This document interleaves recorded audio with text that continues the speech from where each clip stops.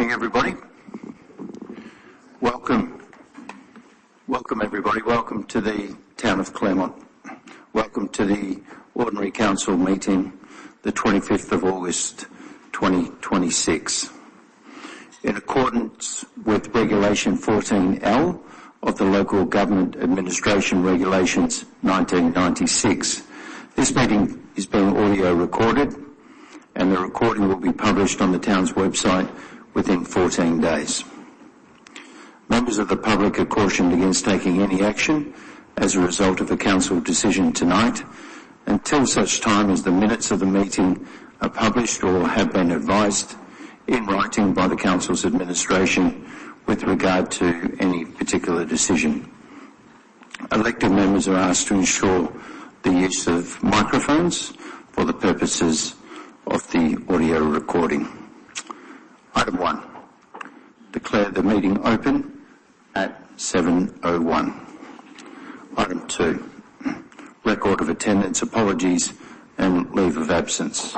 We have an apology from Councillor Sarah Franklin. Item 3. Disclosure of interests. Chief Executive Officer has a financial interest in 17.1.1. CEO Key Focus Areas 2026-2027. The setting and agreement at KFA is a contractual requirement of the CEO's contracted employment and impacts the employee status of the CEO. Item 4, response to previous public questions taken on notice, nil. Item 5, public question time. We just note that I will be providing answers to the public question time tonight. There'll be no follow-up questions from follow-up answers to your primary question. Take your time. We're all friends here. And if Nicole Anson can come up, please, first.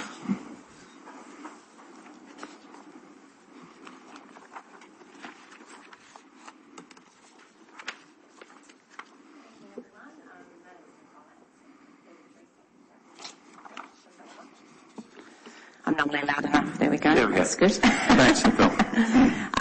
Nicole from 33 2nd Avenue in Claremont. My questions all relate to the proposed small bar on Ashton Avenue. So my first question I'd like to ask is, wait for my Face ID to come up. Ultimately, if nearby residents lose sleep, are forced to keep windows closed, stop using outdoor living spaces and experience ongoing noise and parking impacts, can Council genuinely conclude that the residential amenity has been protected? Thanks, Nicole. The proposed use is a discretionary land use under the town's local planning scheme. Following a merits-based assessment undertaken by officers of the acoustic assessment, parking utilisation study and associated management plans, officers consider that the development is of a size and scale that can be considered in the local centre zone without the activities resulting in adverse amenity impacts. Question 2. Thank you. If this venue is only considered acceptable because of management controls, patron limits and behavioural assumptions, does that not indicate that the site itself might be unsuitable for the proposed use? As detailed in the agenda item, the proposed development is considered acceptable based on size and scale. Conditions and management plans are only imposed where a development is first deemed acceptable by a decision maker. Management plans generally deal with the implementation details to address a specific matter such as amenity. Similar to a condition of approval which seeks to restrict, limit certain activities and make sure activities are undertaken with approved plans. Conditions, amongst other things, must serve a planning purpose, for example, protection of amenity. Management plans also ensure that compliance with the approval is enforceable. Management plans and conditions are key components to the planning process in terms of proper and orderly planning. Question 3, please, Nicole. So question 3 is, if the proposal cannot provide the required parking on site, why should the burden of the shortfall be transferred to the surrounding residents, causing unmanageable noise impacts rather than being resolved by the applicant? The town's local planning scheme provides for car parking concessions to be afforded to a proposal. Notwithstanding this, there is on-street parking bays available to cater for the parking requirement under the local planning scheme. The parking bays can be used by the public, and its location is worked to service the local centre, which, due to its historic reasons, does not have off-street parking bays. Following a merits-based assessment of the proposal, due to the small scale and size of the development, the parking shortfall is not considered to result in adverse amenity impacts or result in significant changes to existing vehicle movements in the locality. Question 4, please, Nicole. Thank you. The last one is the acoustic report states that it models 40 patrons indoors and 10 simultaneous normal conversations and 20 patrons outdoors based on only 5 simultaneous normal conversations amongst those 20 people, which appears to be very, very conservative. Has the intended background music been incorporated, the volume of conversations likely after consumption of alcohol, the impact of activities that it has and have we cross-referenced the average noise impact of a bar or a pub environment? Can you please specify the average decibel level of a bar or pub environment? The acoustic report addresses the proposal, the music noise emissions, and assumes that the indoor background music will not exceed 65 decibels and includes a 5 dB prediction margin, allowing conversations to take place at a normal level. The report was produced by a suitably qualified acoustic engineer who undertakes this form of reporting and has made predictions on the most common scenario within the reporting to form the outcomes of the report contained. To make assumptions as to what may occur should someone consume alcohol is an unpredictable variant that is unlikely to be applied within the assessment. As outlined within the acoustic assessment and with the associated reporting, the proposal is for a small bar and is not intended to be a pub environment so as to be assessed accordingly. The acoustic assessment does not provide the information relating to a pub bar environment, nor was this considered as part of the officer's assessment. The noise levels received at the sensitive receptors was used to determine compliance with the Environment Noise Regulations 1997. The proposed small bar has an associated venue management plan that requires the venue to operate within the required regulations with a venue manager on site to ensure that this is occurring at all times. All staff will be trained in their responsible service of alcohol and manage patrons to retain their certificate and the licence of the venue. Thank you, Nicole. Thank you for your questions.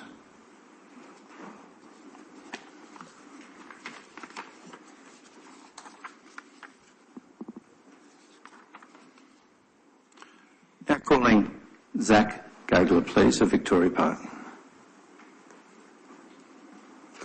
Hello, Mr. Mayor and councillors. Thanks so much for taking the time to answer my questions. My questions are related to the expression of interest for 331 Stirling Highway. So, first question is the town's building report for that property identifies a substantial scope of rectification works. So my question is, where a proponent has offered to fund the rectification scope in full as leasee, will the council take that capital contribution into account in its evaluation, and can it be recognised within the lease structure, for example, a rent-free or reduced rent period for the rectification and fit-out phase? The expression of interest on page 4 put forward the terms of the proposed lease, which include the lessee to be required to fund the repairs to the building. Proponents were able to put forward their proposition in relation to rent in consideration of this capital outlay. Council will be considering all applications this evening. Yeah, brilliant. Thanks so much.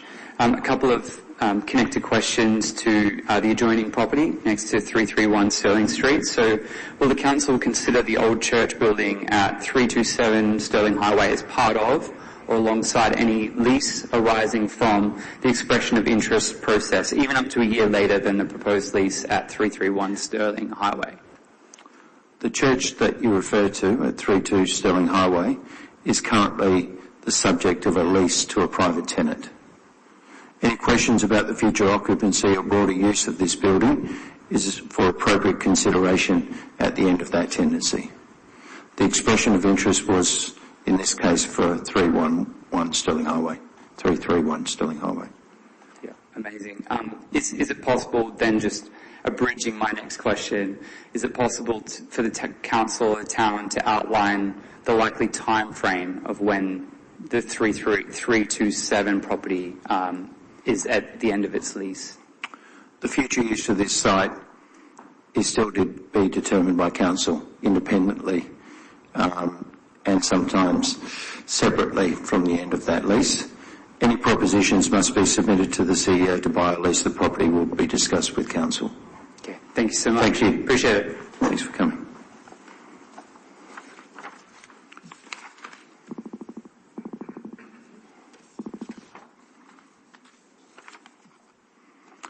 Now calling Sarah Simpson of Claremont, please.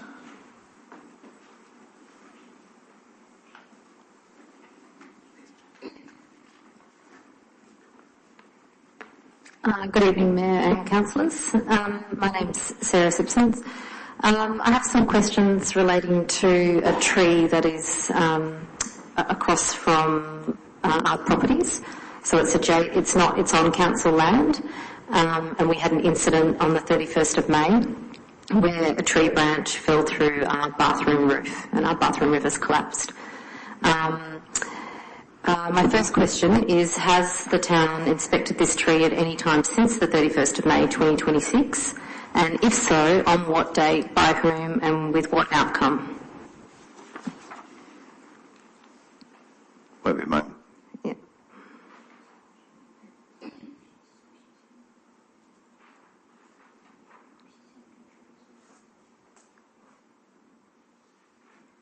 Okay.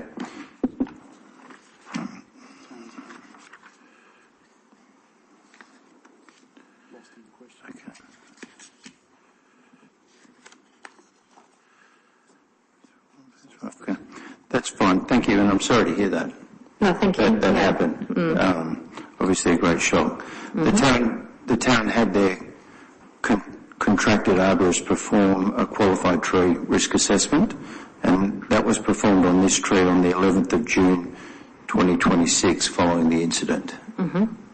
This assessment methodology is the industry accepted norm for the assessment of risk for trees and used extensively throughout the WA local government.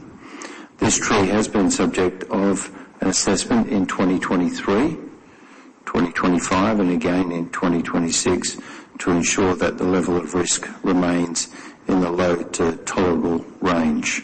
The most recent 2026 assessment indicated a tolerable range of risk with recommended interventions to lower the level of risk even further. Those interventions are scheduled for completion by the end of this September. At this stage, the tree is not planned for removal as the health of the tree is good and the risk of assessment level is acceptable. Did you know that the previous assessments were done in 2023 and 2025?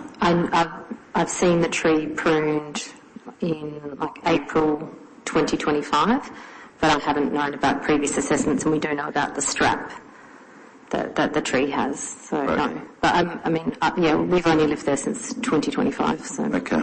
Question 2, please. Thank you. Question 2 this might be similar, but has the tree been assessed against Section 5 of the town's Street and Reserve Tree Management Guidelines, which permits removal where a tree is structurally unsound or presents immediate safety hazard to the public? If it has not, will the council carry out that assessment, and by what date?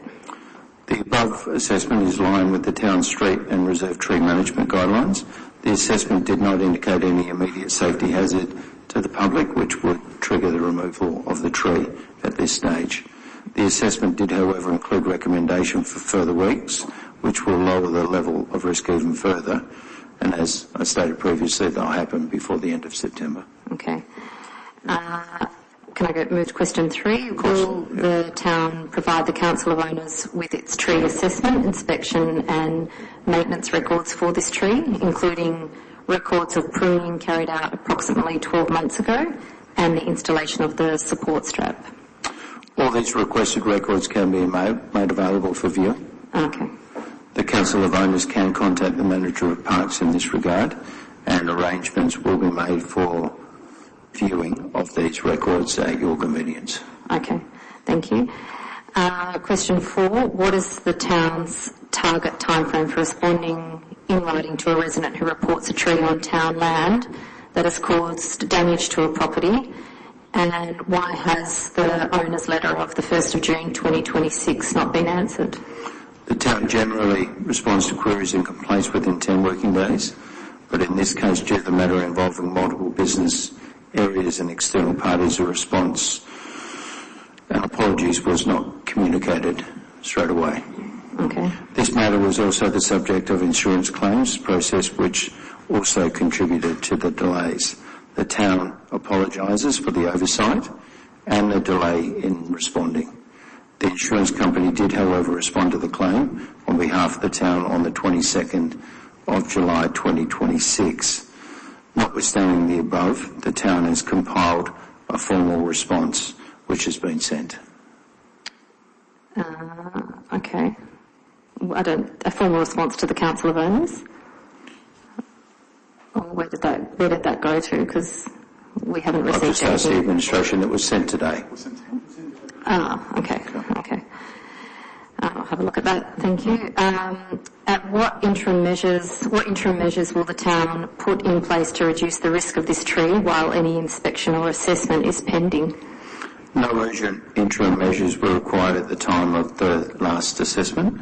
However, the recommended actions following the assessment have been actioned, and as previously stated, they will be completed before the end of September. Okay. Okay. Thank you, Mayor and Councillors. Yep. Thanks. Thank you for coming down.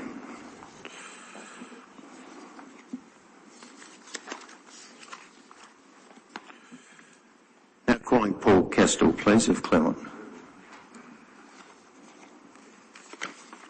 Good evening, Mayor and Councillors. Thanks for your time. I'm a owner of one of the properties nearby the tree that my friend has just asked questions about. I only have one question for the Council to consider. Given all the inspections which have gone on for a number of years by subject matter experts, proven that the tree is in good working order and safe to continue living there, but yet we still have fallen branches on residents. Does the Council not think, even though the tree has been approved, but yet we still have branches which could potentially cause a fatality, and I'm not exaggerating, if a direct hit would come from that height, it would definitely result be a fatality, even with my question is, do you still believe it an acceptable level of risk? Thank you, Paul. The town had their contracted arborist perform the tree risk assessment on this tree following the latest incident. The assessment methodology is the industry accepted norm for the assessment of risk for trees and used extensively through local government. The tree has been subject of assessment, as I previously stated, in 23, 25 and again in 26 to ensure the risk remains in the low to acceptable range. The most recent 2026 assessment indicated an acceptable level of risk with recommended interventions to the lower the level of risk which we previously stated will happen before the end of September. These interventions have been scheduled, but at this stage the tree is not planned for removal.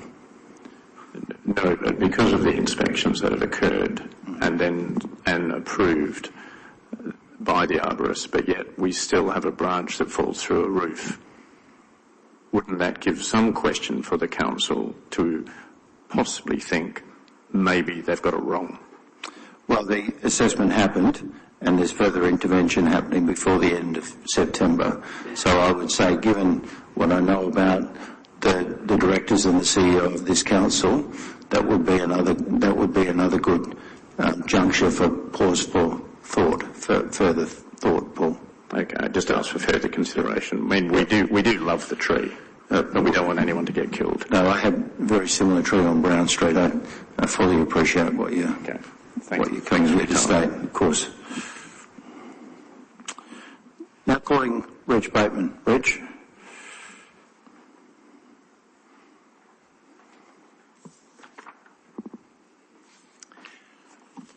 Good evening, councillors. Thank you again for giving me the opportunity of speaking.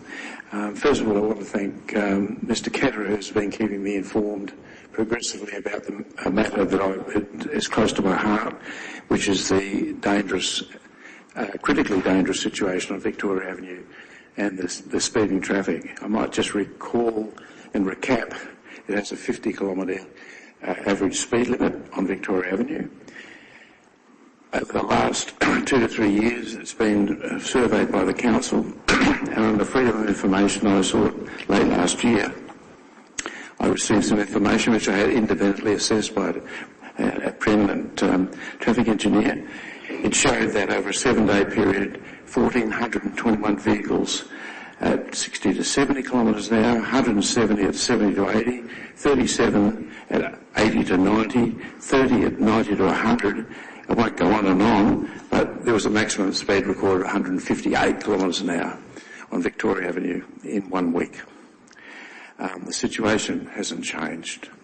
There's no action been taken by the council to date, other than an investigation which Mr. Ketterer undertook internally, and he has advised that he's appointed an independent traffic engineer to assess his preliminary review of the data that the council has had for 3 years. My question today is, can the independent review that's being undertaken, and apparently is fairly close to being resolved, be released, hopefully to myself, because what I intend to do is to have a peer review undertaken by the same traffic engineer that highlighted the issue for me in the first place, who is probably one of the best traffic engineers in Perth, to undertake and review any recommendations that might be forthcoming. Thank you. Thank you. Thank you for your question. The town has communicated that an assessment has been completed and it's been referred, as you correctly stated, for independent peer review, which is being undertaken at present. The town has also confirmed that the results will be shared with you once available. Thank you. One just hopes there's no fatalities in the meantime. Well, and again, thank you, Mr. Bateman, for coming down and raising the issue. Thank you very much. Of course.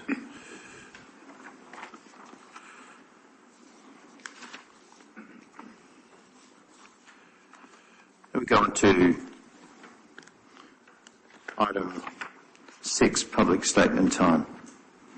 First up, Nick Cook of Claremont, please. Thanks, Nick.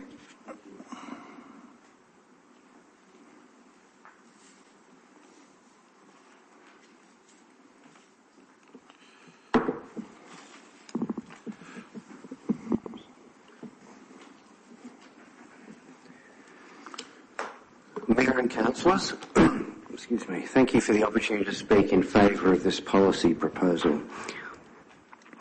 I thank the officers for their report and recommendation for councillors to adopt the WALGA template policy for the protection of trees on private property. This is a vitally important policy that is critical to the task of preserving the future amenity of our beautiful leafy suburb. Our urban canopy is under threat from many fronts: infill, shothole borer and Minister Carey, to name just a few. With approximately 80% of our urban canopy located on private property, it is essential that we provide adequate protections now. This policy addresses the wicked problem of tree removal, often wholesale, prior to a development or demolition application even being lodged. It is the appropriate mechanism to prevent this, and now has been legally tested and upheld by the SAT. It is also supported by the Planning and Development Act. If adopted tonight, Claremont will be the 12th Metropolitan Council to adopt similar policy. Bassendean, Bayswater, Belmont, Cambridge, Cockburn, Fremantle, Mosman Park, Nedlands, Peppermint Grove, South Perth and Victoria Park have already adopted similar policies. Many others are currently considering adopting the policy. There is nothing new or scary here. The sky has not fallen in. Indeed, most other capital cities in Australia have had laws protecting trees on private property for decades. With the lowest canopy cover of any Australian capital city, we are well behind and must act now. The officer's report refers to significant canopy loss across Perth, including Claremont. I suggest to you that the true amount of canopy loss on private land in Claremont over the last 15 years is significantly understated due to the offsetting effect of the mass plantings, which is 10 hectares, undertaken at Lake Claremont over that time. Our community has demonstrated overwhelming support for this policy through the community consultation process, with over 90% approval and 154 responses. You have our support, councillors. The few objections received are based largely on a failure to understand both council's role in planning and the extent of private property rights, and should be disregarded as such. This policy is strongly aligned with the town's own strategic community plan and its values around environmental stewardship and best practice. It is also aligned with the state government policy of a 30% canopy target by 2040 and the Perth Peel greening strategy. All levels of government understand the need to protect and develop Perth's dwindling urban canopy. Across Perth, the community has demonstrated strong support for canopy protections. Councillors, this policy is critical to the retention of mature trees across our suburb and the future health, wealth and livability of Claremont and its residents and wildlife. We simply cannot plant our way out of this canopy crisis. I urge you to adopt the policy as recommended by the report. Thank you. Thank you, Nick. Thank you. Now calling Heidi Haas, the Swanbourne. Welcome back, Heidi. Heidi Hardesty, 12A Myers Street, Swanbourne. I strongly support the proposed tree retention policy on private land. The policy recognizes trees as a vital community asset worthy of protection. More importantly, the policy reminds us of our duty to act in the best interests of our neighbours, nature and future generations. It is globally accepted that a minimum of 30% tree canopy is needed for a healthy and beautiful neighbourhood.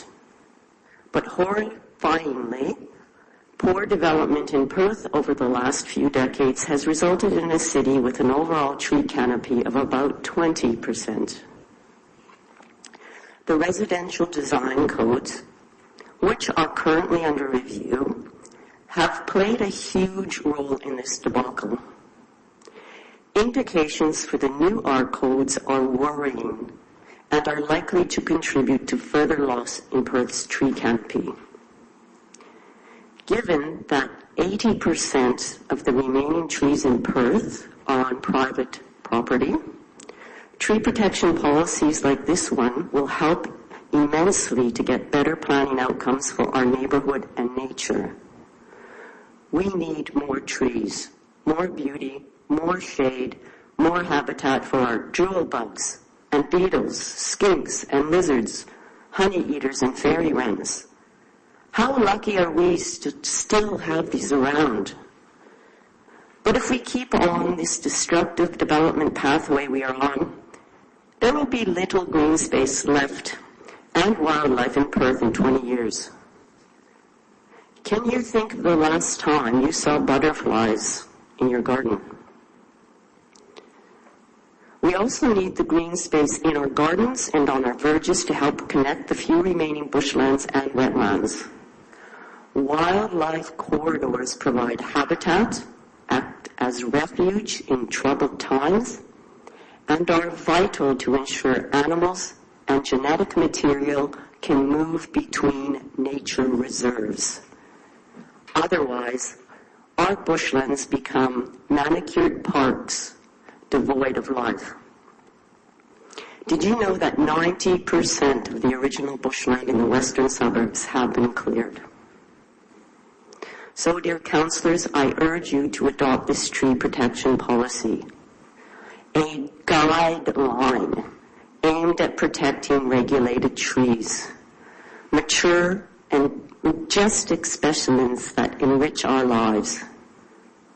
The policy does not mean that every tree will be saved, but by encouraging everyone to act in the best interest of the community and nature, it sets the tone so that we can work together to conserve, replant, and grow our tree canopy in Claremont. Thank you for your consideration. Thank you, Heidi. Now calling back Sarah Allchurch. Sarah? You've been waiting for this Bring night? some more tree love. I think you sort of don't have anything else much to say, really. Thanks for having me. I'm from WA Tree Canopy Advocates, if you didn't know. So just WATCA really strongly welcomes the proposed adoption of LPP 211. As Nick said, if adopted tonight, Claremont will become the 12th council to have a policy in operation, and there are roughly 9 or 10 others that are in progress, so you're certainly not alone. In fact, there are only 2 holdouts left in the western suburbs. That's Cottesloe, which will be bringing it early next year, and Subi, which has a dicky clause that needs to deal with first in a scheme. This is a really important step for Claremont. We know overwhelmingly, as Heidi said, that the majority of tree loss is happening on private land. And until now, the town has had a very limited ability to deal with the loss of potentially significant trees on private land. We saw the consequences of that quite clearly recently with the big Tuart tree on Bay Road, also known as Stuart the Tuart, where local community were trying to rally to save the tree, and the town had very limited ability to deal with it because there wasn't a policy in place. So this policy will provide a clear planning framework so that decisions about significant trees will no longer be left until the chainsaws start rocking up. It's important to note, as Heidi mentioned, that this does not mean that trees can't be removed. What it will mean simply is that when a significant tree is proposed to be removed, that there's a proper process and reasonable justification is required. Obviously, in the case of unhealthy or dangerous trees or invasive species, that's not going to be up at all. Claremont obviously has a lot of beautiful trees, as the other 2 guys have mentioned, and we just can't replace them by planting because it takes 10, 20, 30 years for these, or plus, for these trees to become that size. So really, just congratulations to the town for bringing this policy to council tonight, and we strongly encourage everyone to support it. Thank you. Thank you. Thanks, Sarah. Now, shifting topic, Desmond Heron, please, of Claremont.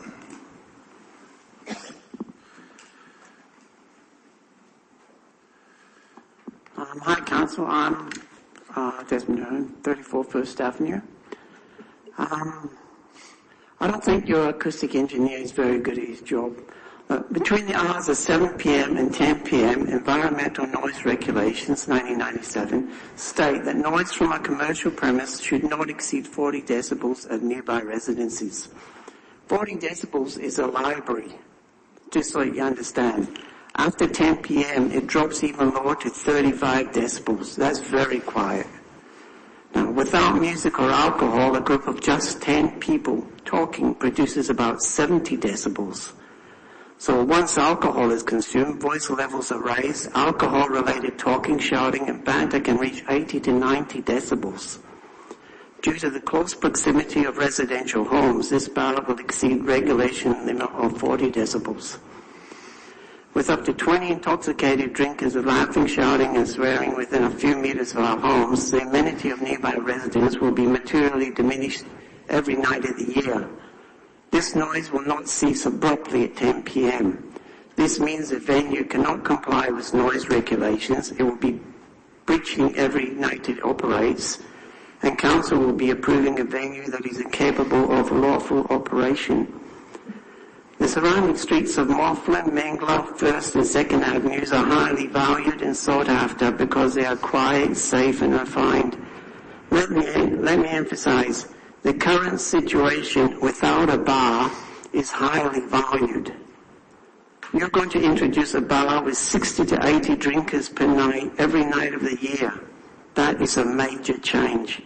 It completely alters the entire character of the area. This bar will clash with the current harmonious environment. The railway station will bring in non-local drinkers from all areas. This will introduce late-night noise, increase foot traffic by strangers, groups congregating near homes and parks, intoxicated outsiders, and antisocial behaviour. The whole area will become less safe. That is the exact opposite to the current environment that is so highly valued. When there is substantial support for a liquor venue, it is most likely a liquor industry harvesting campaign. These are marketing ploys to give the illusion of support where none really exists. Common sense should tell you that hundreds of people around Claremont are not desperately waiting for a boozer to open. If they were, they would go to Claremont Hotel, Captain Stirling and Swanbourne Hotel, all of which are a stone's throw away. I will be severely adversely affected by this bar, particularly the exterior courtyard. I live within a few metres of this proposed venue. Listening to 20 people talking, shouting, hooting every night will be unbearable. A total breach of my rights as a ratepayer. All my neighbours will also be severely affected. Under the law, we are entitled to 40 decibels before 10 p.m. and 35 decibels after 10 p.m. If council approves this bar, I will complain to the Director of Liquor Licensing that the venue is unsuitable for a liquor licence due to the close proximity of residential housing. I'll also complain to the State Admin Tribunal under the Planning and Development Act. There are hundreds of designated areas the applicant may open his bar without disturbing residents. Due to the proximity of dwellings, diminished amenity of residents, noise breaches, safety impacts, and the clear fact a bar would be unlawful in that location, I strongly urge Council to refuse this proposal. Thank you, Desmond. Thank you for coming. Now calling Jerry Barr, please, of Claremont. Jerry? Not here? Okay.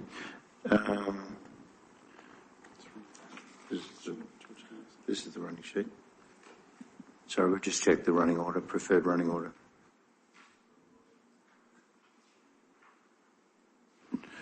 Now calling Nicole Anson, please. Sorry, Jerry's not here tonight. Hi everyone, my name is Nicole Anson again from 33 2nd Avenue, talking again in relation to the proposed small bar on Ashton Avenue. Thank you for the opportunity to speak tonight.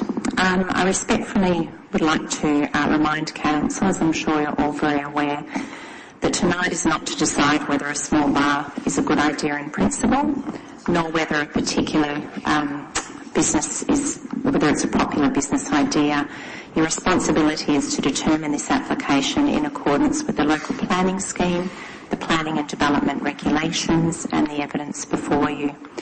Most importantly, you must consider whether the proposal will have an adverse impact on the nearby residents, surrounding properties, and the residential amenity. This is particularly significant because Council has already considered this proposal and unanimously refused it.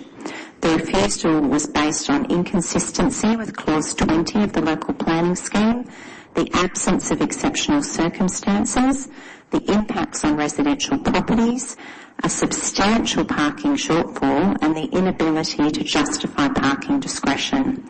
Council also expressly found that the proposal failed to adequately protect residential amenity. The question before Council tonight is not whether the amended proposal is better than the original. The question is whether it has overcome the reasons for refusal.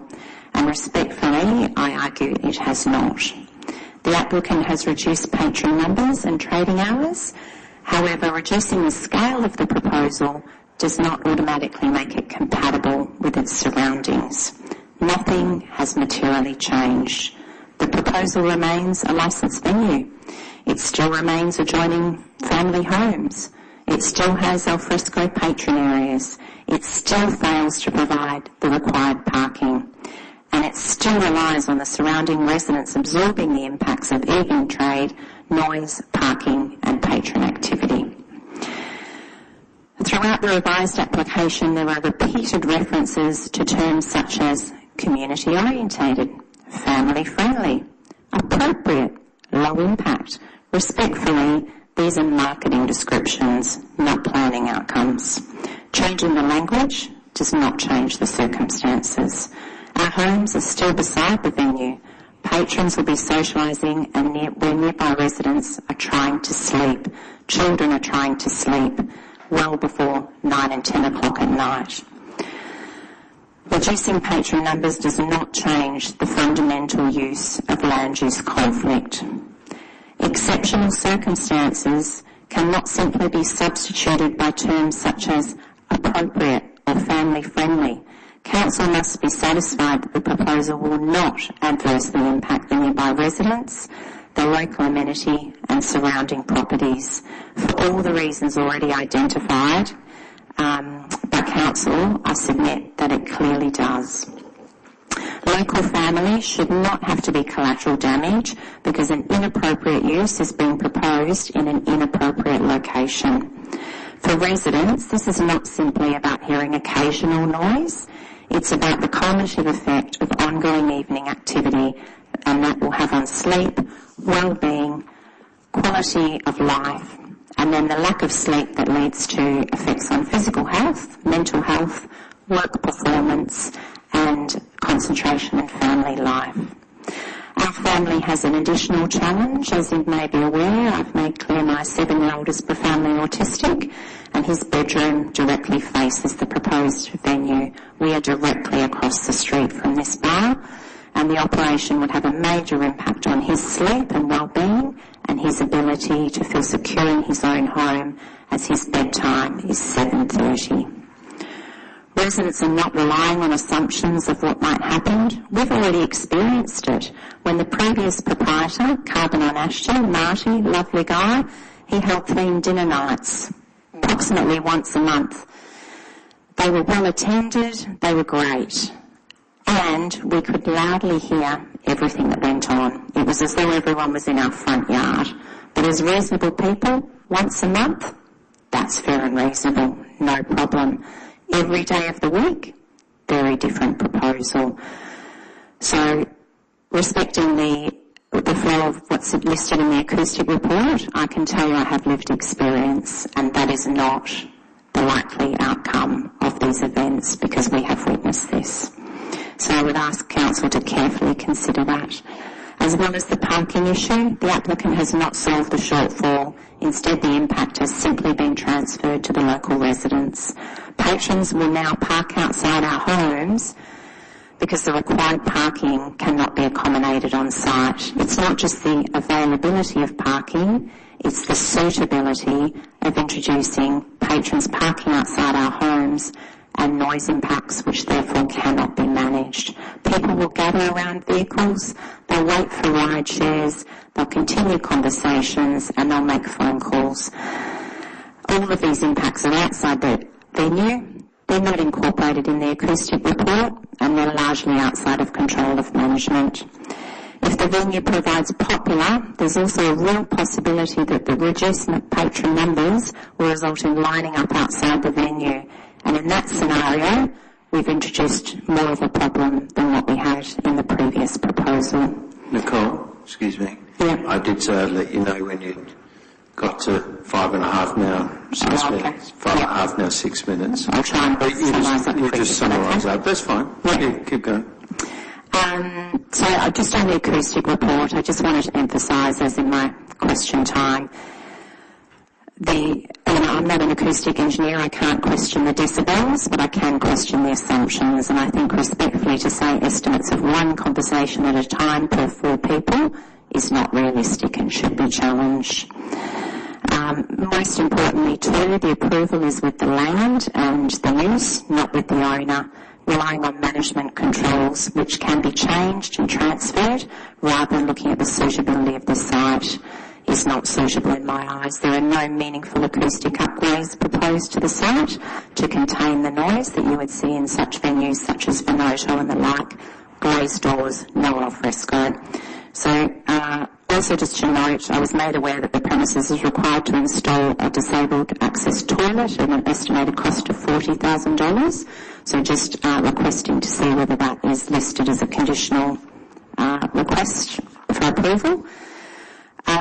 So my sincere request is that because parking deficiency remains, the residential interface remains, noise impacts remain, the amenity impacts remain, and the absence of exceptional circumstances remain, that you please do not approve this proposal. It will result in rangers being called out, complaints to further bodies, and a financial impact to the town and councillors' time in dealing with these complaints. However, if you do, I respectfully beg you to put the following conditions if you were to do this, in that you would remove al fresco dining or alternatively cease this activity by 7 o'clock when children go to bed. Place existing 30-minute parking restrictions which remain outside my property remain so that people don't use that parking and create noise impacts. Consider additional parking restrictions along Ashton Avenue and surrounding streets so that people will disperse further on without gathering and tempted to gather around the venue. That trading hours be reduced to 9 p.m. and that meaningful acoustic upgrades be made to the building itself rather than solely relying on management measures. So finishing up, the Council's tonight decision is not just about a small bar. It's about whether the planning framework you were entrusted to uphold continues to protect residential amenity for the people who live here. It's about whether the reasons relied on in your unanimous refusal remain valid, and it's about whether Council wishes to create an ongoing and avoidable source of conflict between residents and patrons in a location that has already been found unsuitable. Thank you for your time. Thank you, Nicole. Now calling Georgina Maslin, please.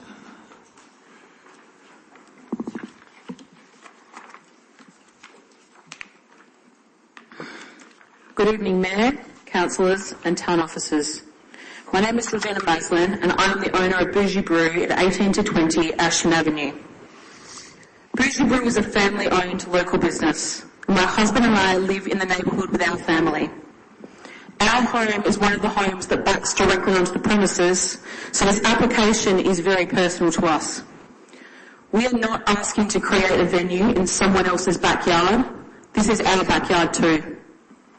I'm speaking tonight in support of the officer recommendation to approve the amended application for a small bar. I also want to acknowledge the work that town officers have put into reassessing the amended proposal through the site reconsideration process. We appreciate that the amended proposal has now been assessed on its merits and recommended for conditional approval. Bougie Brew is not just a business to us. It is a family business, our local cafe, and part of the community that we live in every day. Our tagline is by locals for locals, and that is genuinely how the business operates. We live in the area, our staff live in the area, our customers are local, and our family is personally invested in protecting the character and amenity of this neighbourhood. We are a family with children. with another edition due in just a couple of months. So when people speak about protecting local resident amenity, I want councillors to understand that we care deeply about that too. This is our home, our neighbourhood and our community. The proposal before you tonight is not for a pub. It's not a nightclub or a late night entertainment venue, and it is not a fundamental change to the nature of Bougie Brew. What we are asking for is the ability to modestly extend what Bougie Brew already does and has been doing for years, so that local residents can enjoy a glass of wine or a beer in the afternoon or early evening in a familiar and well-managed setting. Bougie Brew already operates as a community meeting place. People meet friends there, bring their children there, have coffee after school drop-off, meet after walking and gather with their neighbours. This proposal simply allows that existing community function to continue into the early evening in a controlled and modest way. The premises is not a residential dwelling being converted into a commercial venue. It is an existing commercial premises within an existing commercial precinct. In fact, the exact premises at 18 to 20 Ashton Avenue has historically operated as many different things, including as a fish and chip shop and as a pizza bar, both with evening trade. It is now a locally owned coffee shop, and we're asking to continue that local serving role in a modest and carefully managed way. We believe local amenity is not only about limiting impacts. It's also about giving residents access to safe, familiar and walkable places to meet within their own neighbourhood. There are very few walkable evening options for residents in this immediate area. What many locals have asked us for is not a loud venue or an entertainment venue, but somewhere small, safe and familiar where they can meet a friend, have a quiet drink or hold a small local gathering.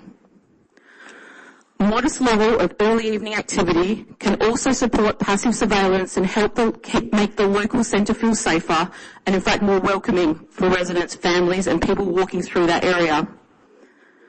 One of the events already requested by a much loved local customer is an 80th birthday at Bougie. That's the kind of venue we're talking about.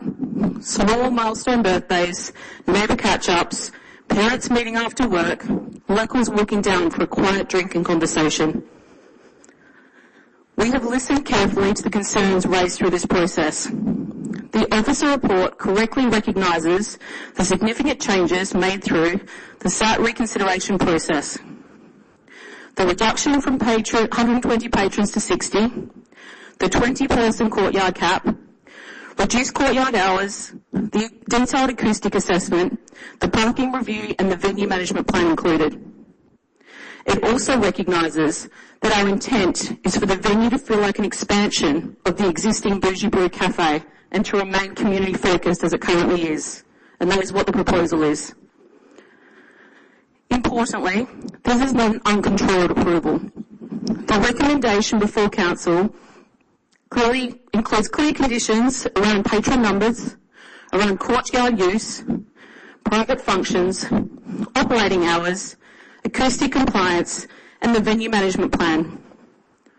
We accept those controls as part of operating responsibly in this location. We accept that we're in a local centre next to homes, and we accept that we have a responsibility to operate carefully and respectfully. But a local centre is also intended to provide local services for the surrounding community. And a small, early evening neighbourhood venue is exactly the type of use that can help a local centre serve residents better. I also note that the report recognises the role of small, intimate and well-managed venues within local centres and the town's own strategic direction to support thriving local businesses, attractive activity nodes and small business activity. We believe Bougie Brew is exactly that kind of local business. Small, local, community-focused and carefully managed. We are not outsiders trying to impose a late-night venue on this community.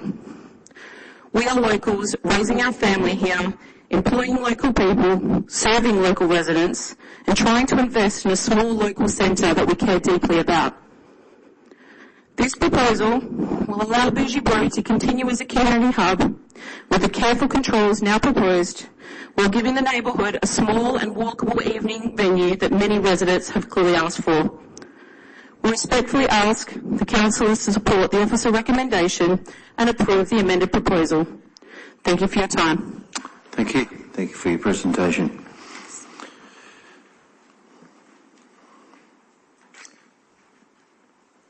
Now calling Daniela Murja, please.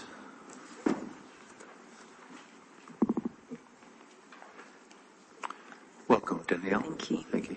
Good evening, Mayor and Councillors. My name is Daniela Murja from Urbanista Town Planning, and tonight I'm speaking in support of the officer's recommendation to approve the proposed small bar at 18 to 20 Ashton Avenue, Claremont. From the outset, it is important to recognise that the proposal before Council tonight is materially different from the application considered and refused in February.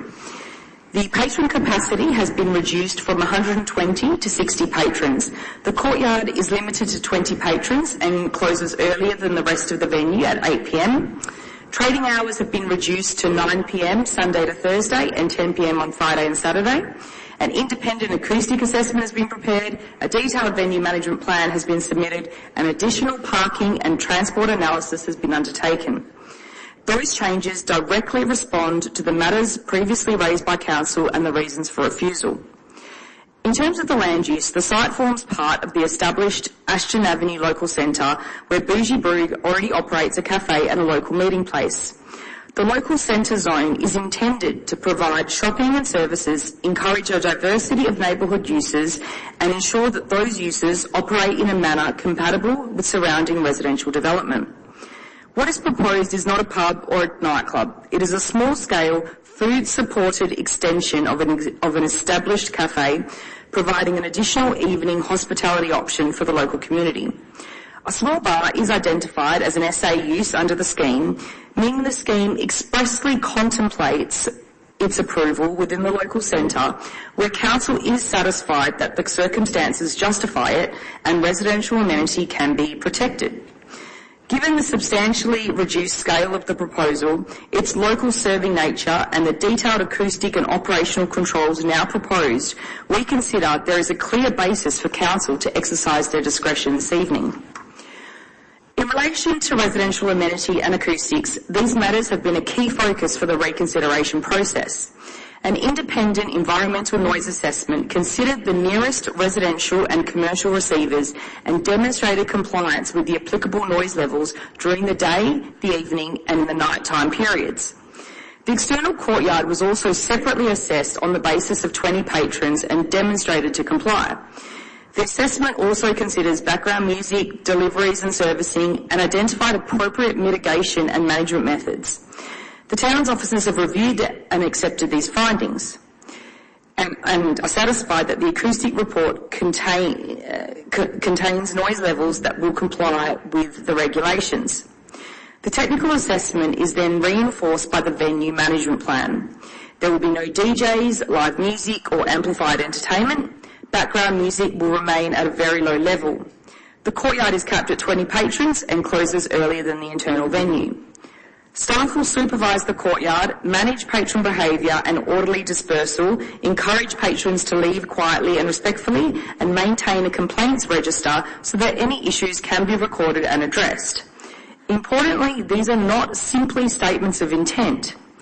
Both the venue management plan and the acoustic assessment are secured through the recommended conditions of approval, giving Council an enforceable framework to ensure the venue continues to operate in the low impact manner and surrounding residential amenity and the residential amenity is protected.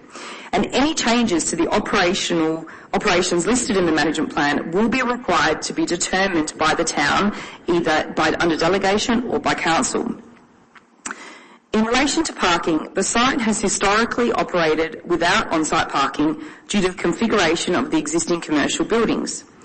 After taking into account the existing accepted parking position and the applicable scheme concessions, the additional parking requirement generated by the small bar is approximately 6 bays, whereas the previous proposal, refused by council, sought a shortfall of 23 car bays. The surrounding area provides 121 public and on-street parking bays within approximately 400 metres of the site, with a substantial level of parking supply relative to that additional demand. The availability of those bays also aligns well with the operating characteristics of the small bar. Many surrounding businesses generate their greatest parking demand during the daytime, whereas the small bar is expected to generate its greatest demand later in the afternoon or an evening when many of those businesses have closed or their parking demand has significantly reduced. This creates a genuine reciprocal parking outcome for the local centre. We also specifically examined parking conditions between 6 and 8 p.m. on a number of different evenings. The photographic evidence demonstrates that almost all of the parking bays along Ashton Avenue remained available during the period most relevant to the small bar's operation. The site also benefits from a walkable residential catchment, nearby bus services and the Lock Street train station approximately 350 metres away. Excuse me, just to let you know you're over 5 minutes now. If you can go to your conclusion. I will. Thank you, Mayor. Of course. Appreciate that. So while there is a technical parking variation, the actual parking evidence demonstrates that the modest additional demand can be accommodated within the existing local centre parking environment. In summary, the revised proposal directly responds to Council's previous concerns through a substantial reduction in scale, a demonstrated acoustic compliance and enforceable management controls listed in the venue management plan. We therefore respectfully ask Council to support the officer recommendation and improve the proposed small bar. Thank you. Thank you for your presentation. Now calling Justin Stevenson, please. Change of topic.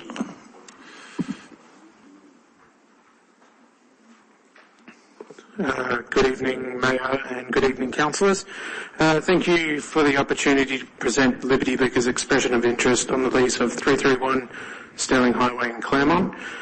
I just wanted to start by saying Liberty Liquors has a long and proud connection with Claremont and the surrounding community, with more than 55 years of local tenancy history and 60 years of family experience in the Australian and international wine and liquor industry. We have a strong understanding of the area, its customers, and the important role that vibrant businesses play in a successful town centre. We believe 331 Sterling Highway presents an exciting opportunity to establish a high-quality retail destination that adds energy, activity and a long-term value to the centre of Claremont. This is particularly important with the upcoming Woolworths and Aldi developments up Sterling Highway in Nedlands. While these developments will create greater competition in the surrounding area, they also highlight the need for Claremont to support established local businesses that offer something distinctive, attract customers and encourage people to spend time within the town centre. Liberty Liquors is well positioned to contribute to that goal. We're established and trusted financially sound business with a proven record in Claremont. We are already a destination store attracting customers from across Perth, generating value, foot traffic and supporting neighbouring retailers. There's also a major building development planned immediately next to our current premises. The construction is expected to affect access, visibility and day-to-day operation of our business. Securing 331 Sterling Highway would give Liberty Liquors the opportunity to remain in Claremont and continue serving our local customers and build an even stronger business during this period of change and growth. Our vision is to create a premium yet welcoming retail liquor store with a strong focus on West Australian wines, local craft spirits, independent breweries and high-quality non-alcoholic products. We also plan to offer carefully managed tastings, educational experiences and producer events that connect customers directly with local winemakers, distillers and brewers, as we currently already do. This would create a genuine retail destination that showcases West Australian producers, attracts visitors from across Perth and brings additional activity into the heart of Claremont. We are also committed to making a significant investment in the property. This would include improvements to the interior and exterior, upgrade signage, refrigeration, shelving, security, a dedicated tasting area, and an overall presentation of the site. Our aim would be to create a polished, inviting and professionally managed business that the town and local community can be proud of.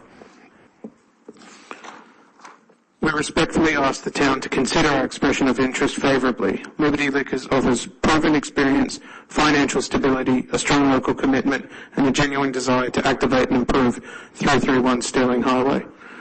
Most importantly, this opportunity will allow a long-standing Claremont business to remain within the community, continue supporting other local businesses and play a positive role in the future of the success of the town centre. We're excited by what we could achieve at this location and would welcome the opportunity to work with the town to bring this vision to life. Thank you for your time and consideration, and I would be pleased to answer any questions should you have them. Thank you, Justin. Unfortunately, we don't have the ability to do a Q&A, but thanks for your presentation. Much appreciated, of course. Okay. Item 7, applications for leave of absence nil. Item 8, petitions, deputations and presentations. And we have a deputation from Daniela Mishra of Perth. The deputation is in relation to item 13.2.3, 18 to 20 Ashton Avenue, Claremont, reconsideration of decision, proposed change of use to small bar. And we have 5-minute cap, please. Thank you. Thank you, Mayor and Council. Yes, thank you for allowing me to deputise as well. I won't rehash what was said before, but I do want to say that following on from my public statement, we support the officer's recommendation to approve the revised proposal, subject to a minor amendment in condition number 2 to accurately reflect the intended patron capacity arrangements contained within the venue management plan. Tonight we are simply asking Council to make a minor amendment to Condition 2 so that the condition can accurately reflect the patron capacity arrangement proposed through the reconsideration process. Condition 2 currently states that, except during an approved special event, the venue is limited to 60 patrons, comprising 40 patrons within the venue and 20 patrons within the courtyard. The applicant seeks to retain the maximum capacity of 60 patrons across the premises at any one time, with a maximum capacity of 20 patrons permitted within the external courtyard at any one time. So effectively what we're asking for is that should the external area be closed, that internally 60 patrons could be accommodated within the building, and that was the intended outcome in the venue management plan. So perhaps that wasn't relayed with enough information to the town, but yet that was the intent. So we're not asking for any additional people, simply just to clarify that allocation in the internal and external area.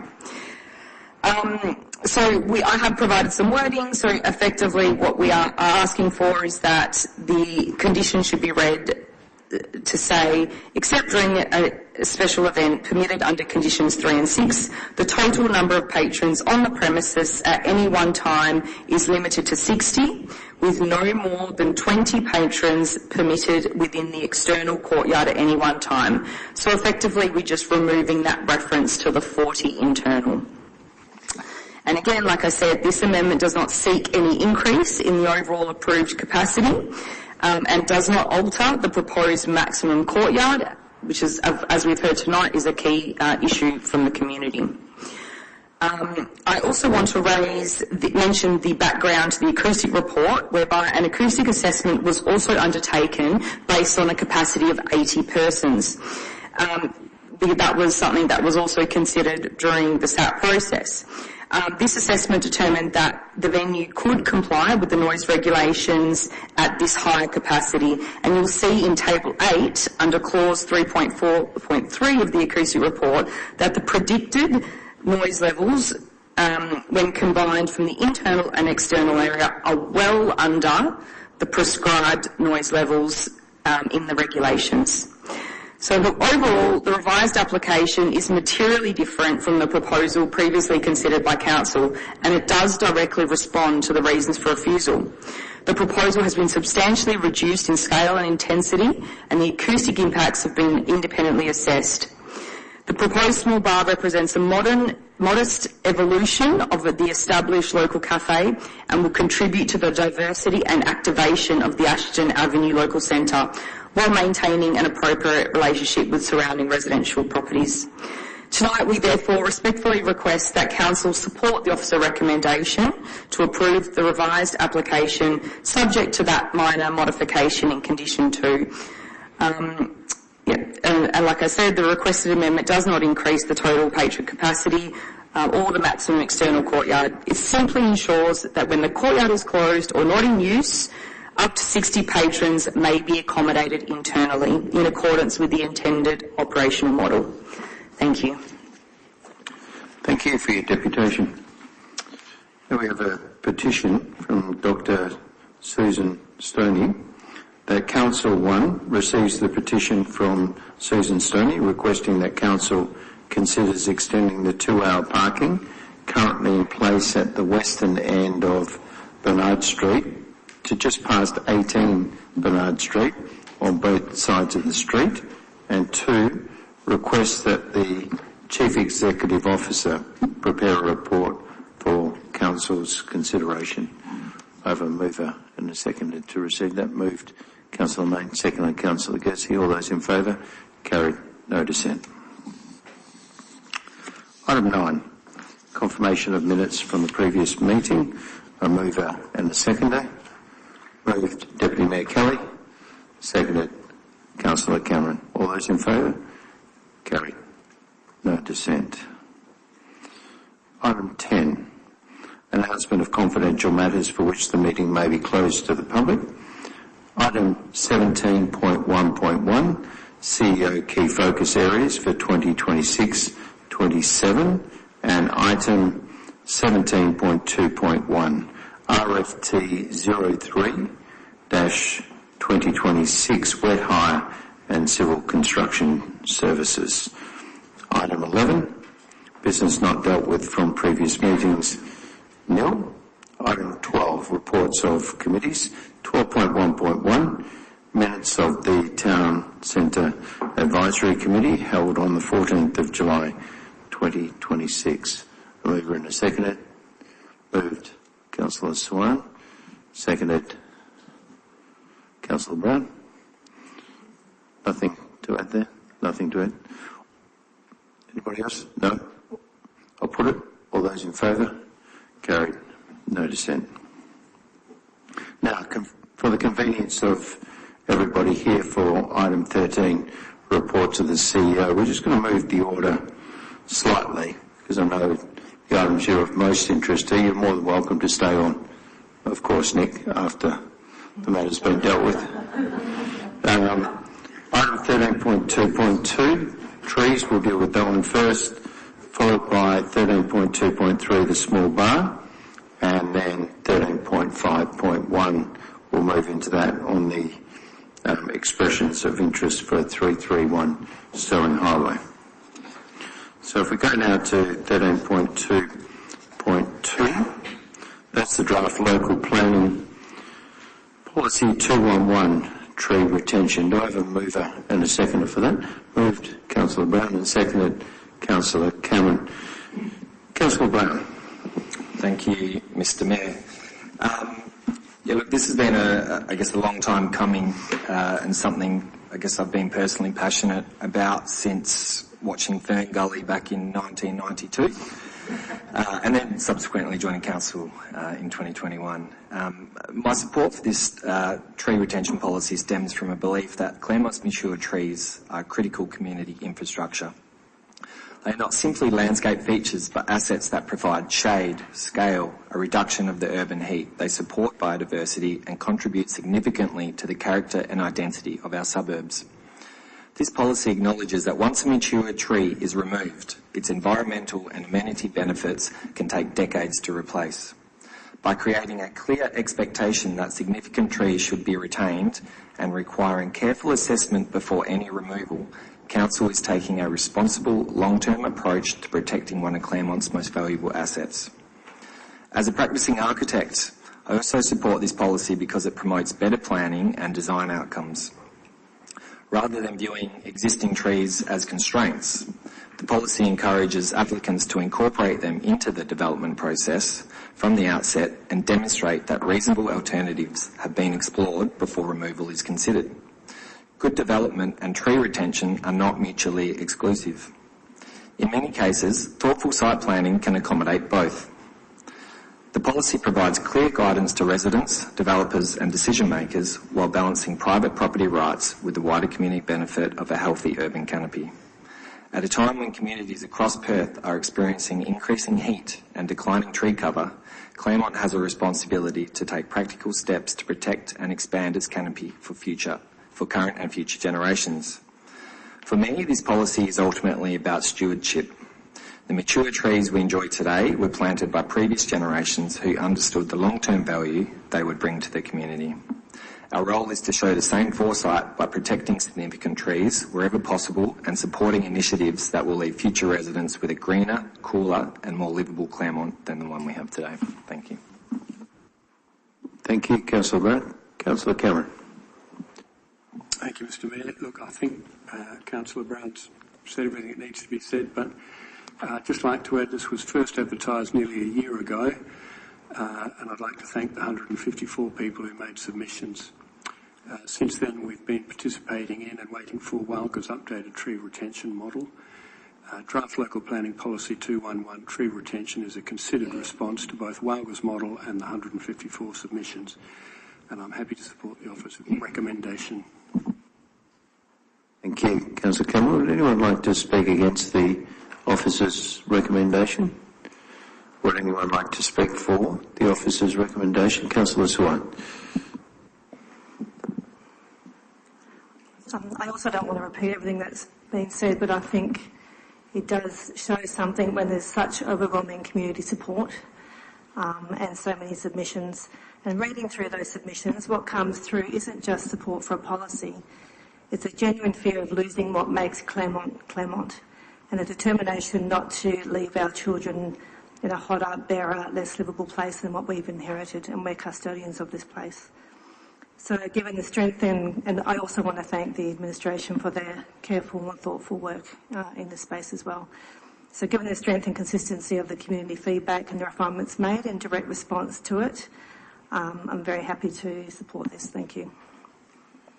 Thank you, Councillor Sullivan. Anyone like to speak against the Officer's recommendation? Deputy Mayor Kelly, we're a bit soon there. Deputy Mayor Kelly would like to speak for the Officer's recommendation. Sorry, Nick, I gave you a heart attack. Look, thank you, Mr Mayor, and again, I don't intend to repeat what's already been said, but I think it's quite notable tonight that there's great community participation in tonight's agenda, which is fantastic. But there's not one person that's turned up to speak against this policy, which has been a long time in the gestation, and I've certainly fielded a number of phone calls from people in the community wanting to know what the delay was and why we weren't progressing it.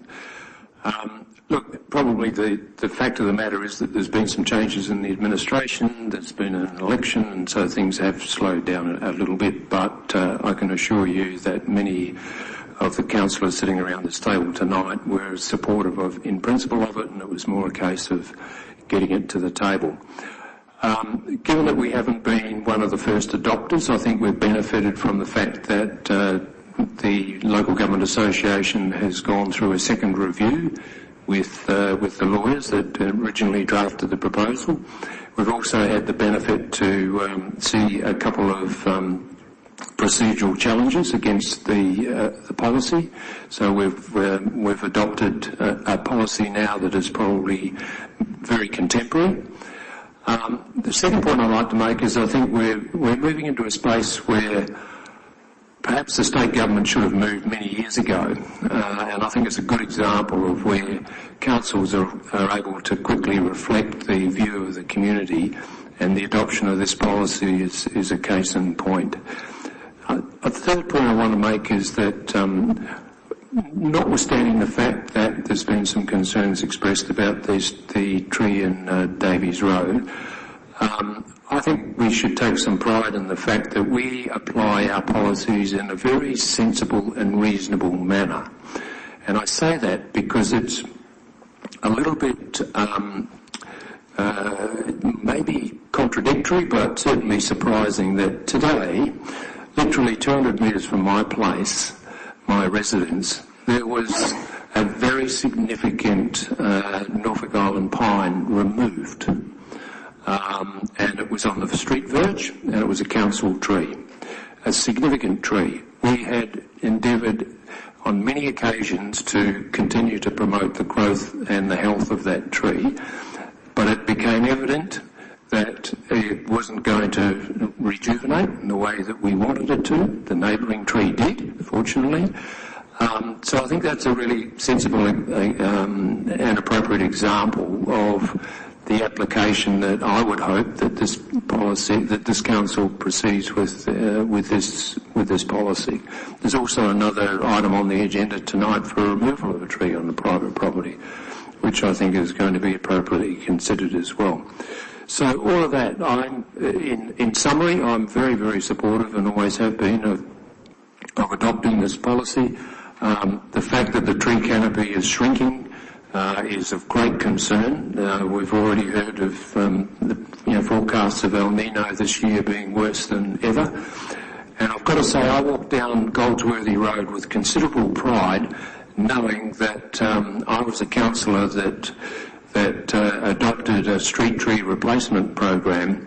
And you look at Goldsworthy Road and you walk down there on a hot day, and I can tell you it's at least 10 or 15 degrees lower than when you pop out the other end and exposed to the full sunlight. And that just is a very salient example of the benefit of retaining trees.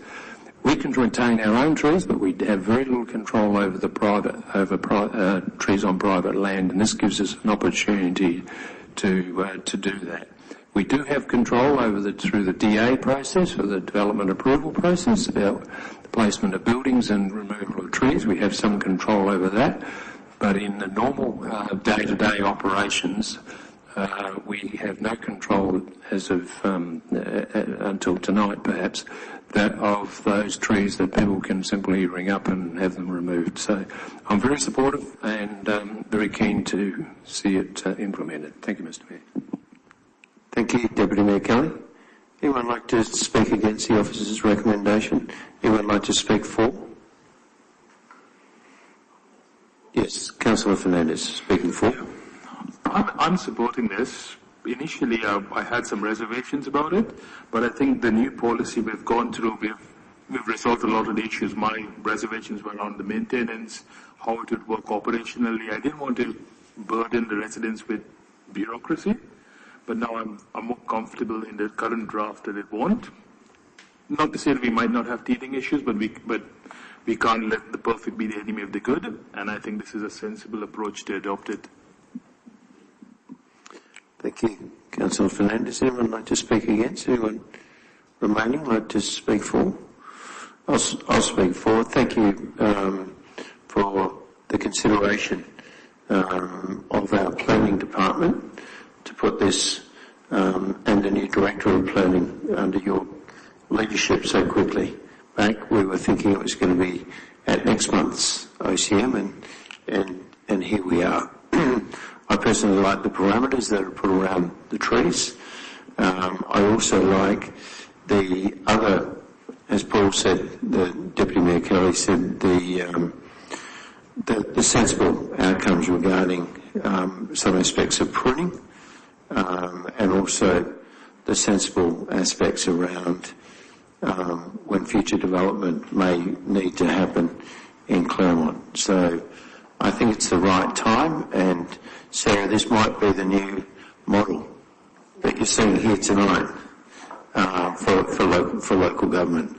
So it might be just that. So I'll put it. All those in favour? Carried. No dissent. There you go. I know you've been waiting for it. We don't normally allow applause, but yeah, there you go. You're good. You're good. Thanks. Thank you for your statements tonight. Now we'll move on to 13.2.3.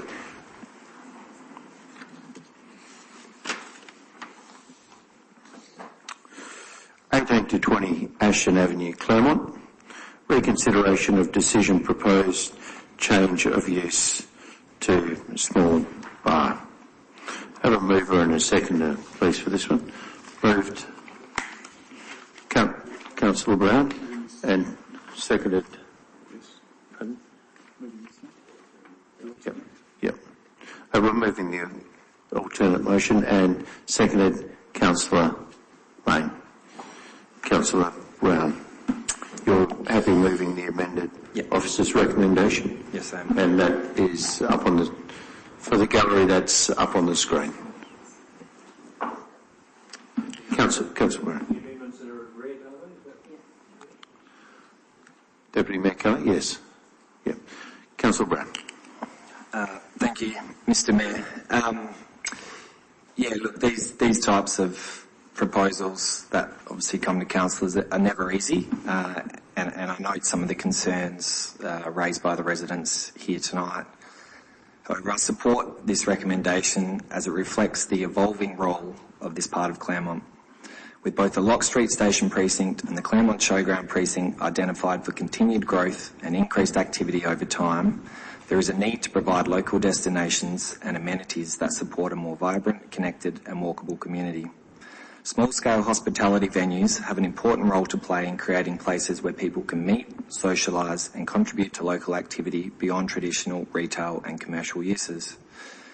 Importantly, from this report, there is a clear demand within the community for local venues where residents can gather, connect and enjoy a relaxed drink close to home. This proposal should not be viewed through the lens of large late-night venues of the early 2000s, such as Steve's Hotel. Rather, it is more comparable to contemporary neighbourhood establishments such as Venotto, Peps, the Unicorn Bar and Mrs Brown's in North Fremantle, which successfully operate as community-focused spaces that encourage social interaction in a welcoming and low-key environment. These venues have demonstrated that small bars can become valued local meeting places, contributing to the vibrancy and livability of a neighbourhood without compromising its character. In considering the reconsideration of this application, I'm satisfied that the proposal can operate within an appropriate planning framework and that the recommended conditions provide safeguards to protect the amenity of nearby residents. On balance, I believe the proposal represents a reasonable and measured outcome that supports local enterprise, responds to the community demand and provides an opportunity to create a welcoming gathering place for Claremont residents. Thank you. Thank you, Councillor Brown. Councillor Lane.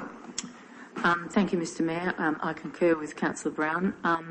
The amended application has been considered by the staff to be worthy of our consideration. Halving the number of patrons and now they've completed the reports needed, it makes this much more compliant. The outdoor area is most likely to be used in the warmer summer months, and at the 8 p.m. closing time during the week, it will have been just past dusk. When people leave or go outside. I believe it will not be used popularly in the winter. The centre activation is needed in this shopping strip. Ashton Avenue is a distributor road, and as Councillor Brown said, it's destined for infill, especially at the showgrounds in the same street a little further up. There'll be activation along the whole road, as this has happened in Davies Road, and the increased numbers of residents will be walking home from the train. It will really transform itself, this area, very soon. The activation of the North East Precinct, for example, has exponentially increased the values of nearby properties. The T-Box in my street, it's in my street, so I know it well. My neighbours were so worried in Lapsley when there was a change of use and they decided to add an alcohol licence. And when it came before council, and it's so interesting that they are now all regular visitors and really love the street activation and immediate access to the facility. Modern good planning sees a vibrant town centre or activated local shops, and an important benefit adds to those resale values as well. feedback from many of the positive respondents was that they were desperate to see these shops spruced up and active, and this will really help with that. If you stand outside any wine bar in Perth, there is not really that much noise permeating. People go there for a bite to eat and an expensive wine or two. You can't afford to drink many more than 2 wines at these bars. I go there. They're not pubs. The bar will be activated as other businesses such as the busy doctor surgery close. Thus, the car bays will be shared at different times of day. I also envisage people walking and coming in groups in one car. There are many near neighbours in favour of the bar. There was an anonymous letter that was sent, and I think that seemed to activate them all and encourage them to respond with feedback in favour of the proposal. I was first against this application, as we all were, because 120 people was too many for the venue size, but I now believe the mix has allowed it to overcome the land use change, and the owners have now got appropriate assessments completed. And it is a matter that perhaps can be approved by SAT, even if our council decides against it. Thank you. Thank you, Councillor May. Anyone like to speak against the officer's recommendation? Anyone like to speak for? Councillor Cameron, you're straight out of the box there. Thank you, Mr Mayor. I want to begin by acknowledging the residents who have made submissions opposing this application. I think the concerns are genuine and they're understandable.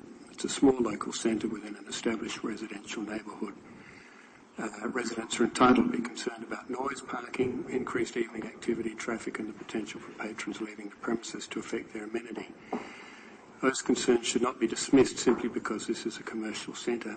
However, I do believe our responsibility tonight is to consider the amended proposal before us rather than the proposal Council refused in February.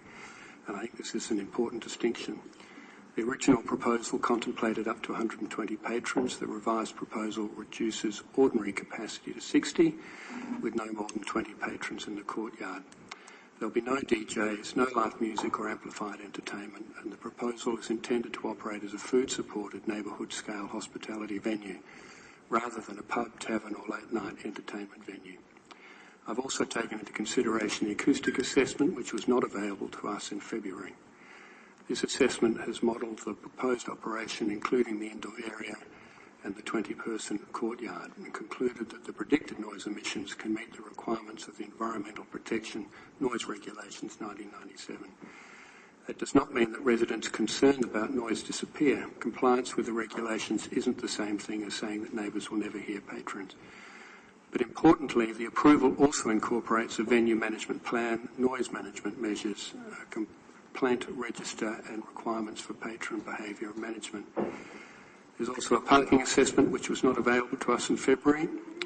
There's a practical parking shortfall identified in the assessment, but the applicant has sought to address this through the reduced patron numbers, the availability of public and on-street parking, public transport, and the fact that the bar's peak demand will occur outside the peak period of many surrounding daytime businesses. I accept that this isn't a perfect parking solution, but I believe the officer's assessment provides a reasonable basis for exercising the discretion available under the scheme. Ultimately, I think the question for Council is whether this reduced, conditioned and locally focused proposal can operate compatibly within the Ashton Avenue local centre. Having considered the planning assessment, the acoustic evidence, the parking information, the submissions from residents and the substantial changes made following the original refusal, I believe it can. For that reason, I support the officer's recommendation. Thank you, Councillor Cameron. Anyone like to speak against? Anyone like to speak for? Yep. Speaking for, Councillor Fernandez. I would like to acknowledge all the residents who have written to Council, met with councillors, spoken tonight, and whether they support or oppose this application, they care deeply. We've got 154 submissions. It is important to note how we got here. Council refused the initial application. There was an appeal to SAT. There was mediation done, and the council was invited to reconsider the decision.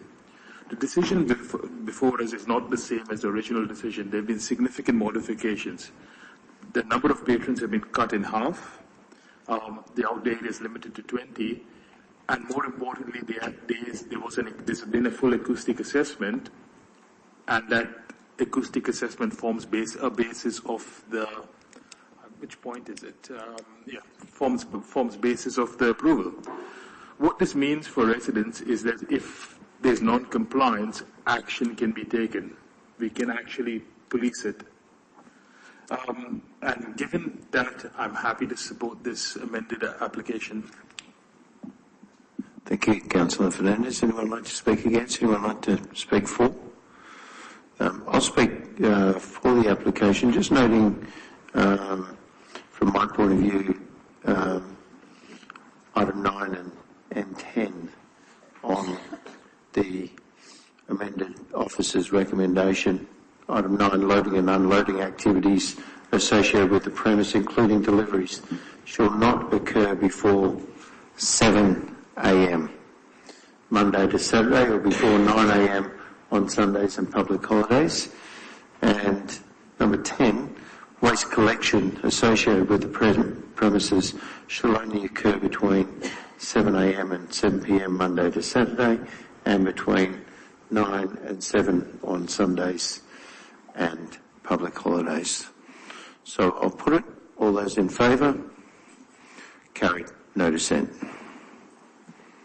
We'll just adjourn the meeting for 5 minutes. We've got a mover and a seconder. Moved. Councillor Swan, seconded Councillor Gertzi. All those in favour? Carried. No dissent. We'll resume the meeting.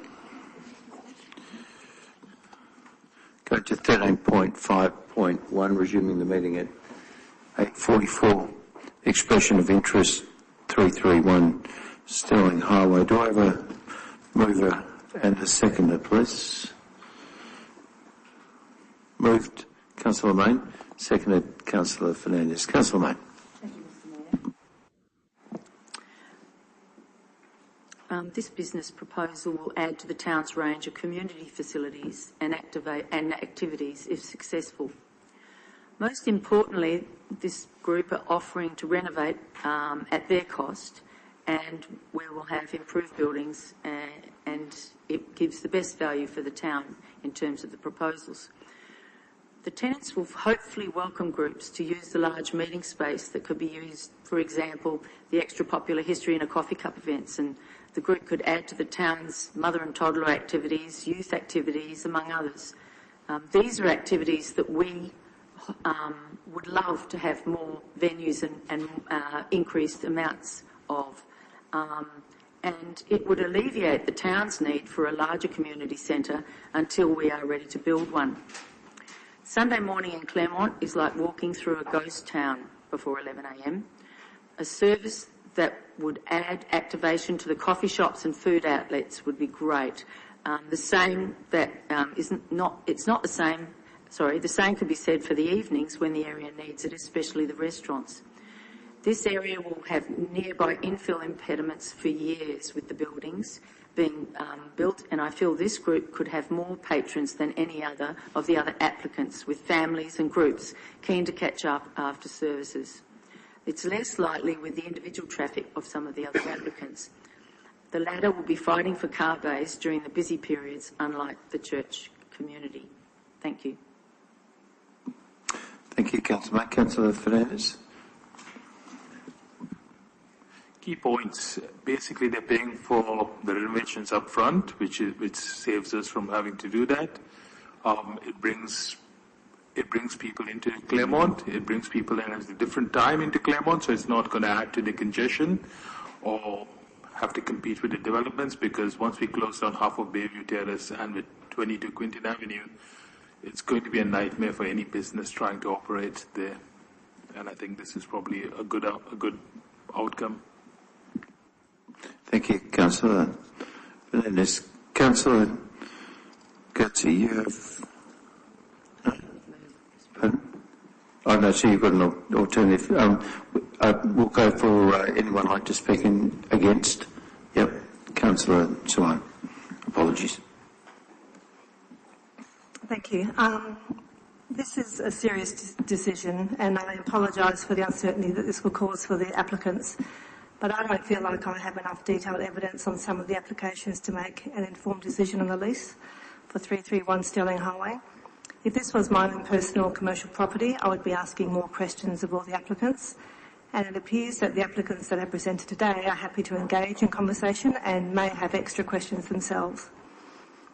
Additionally, given that we have a new CEO, we've recently had a committee meeting to set the CEO's KPIs, and one of those KPIs is to run a concept forum for the future development of 327 and 331 Stirling Highway, and based on the forum's feedback, to explore development options for those premises.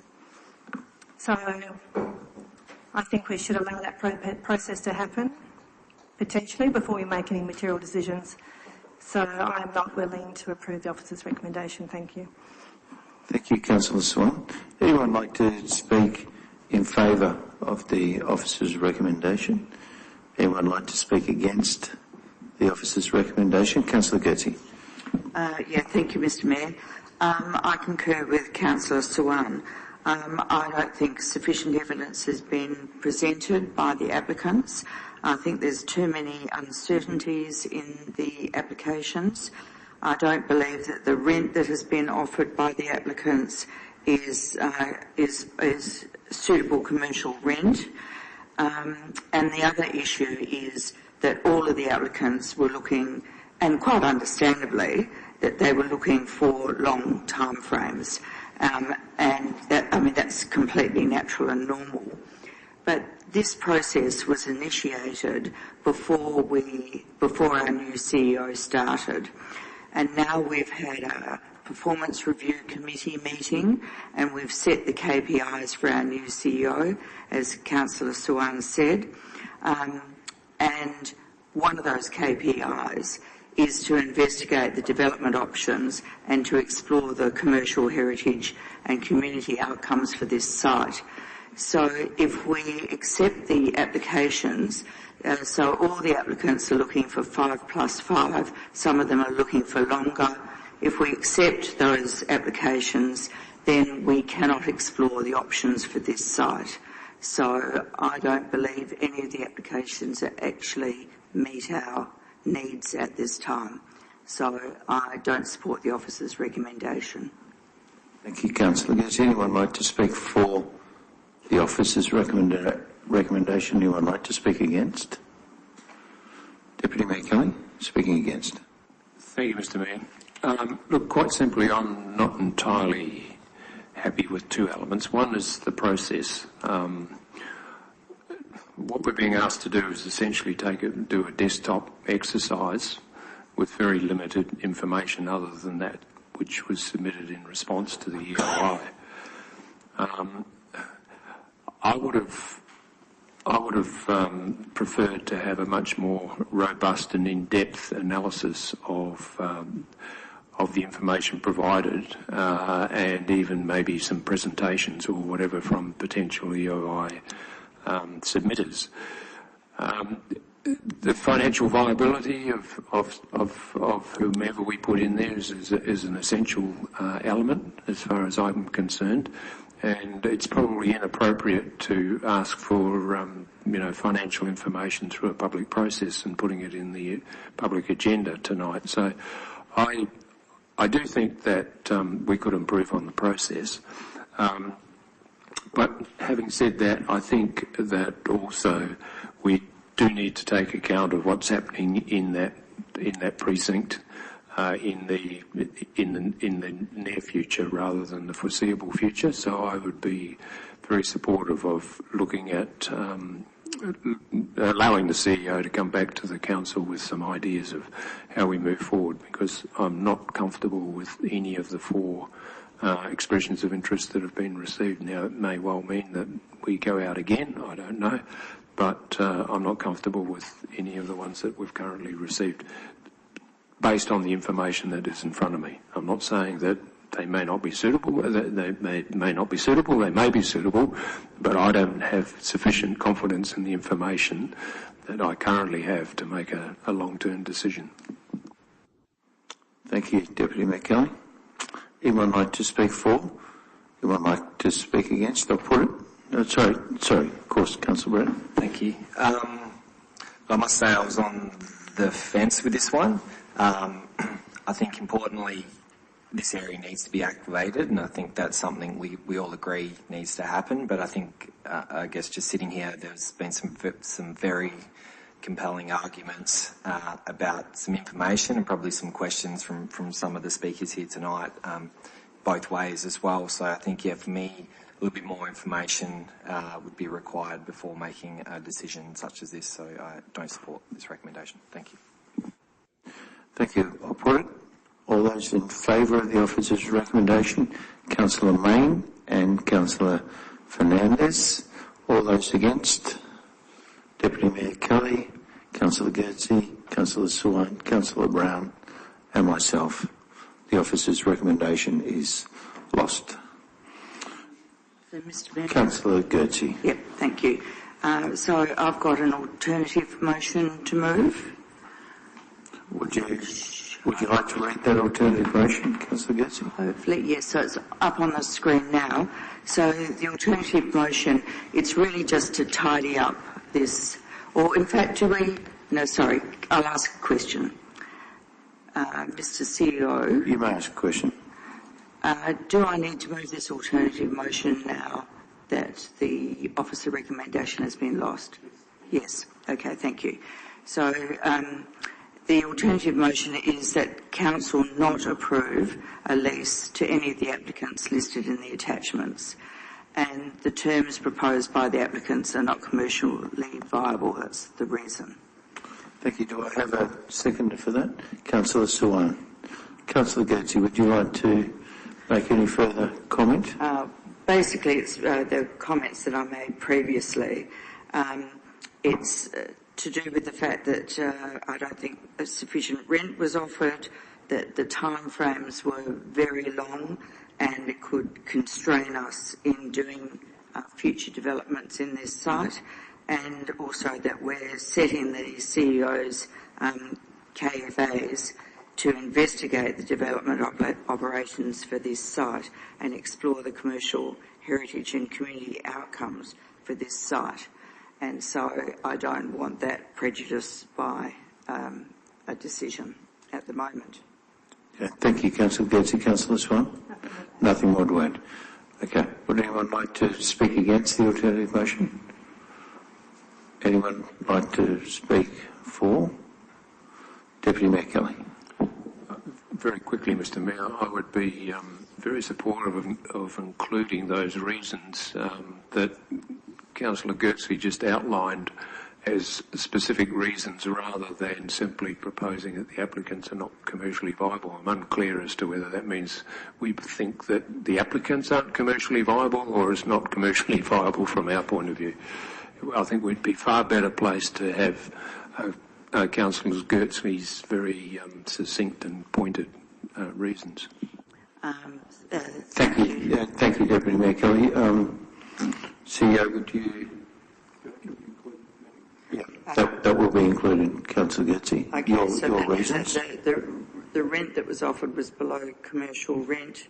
The timeframes that were offered were could impact on Council's ability to redevelop the area, and the CEO's KFAs are to investigate the development options for this site and explore the commercial, heritage and community outcomes for this site.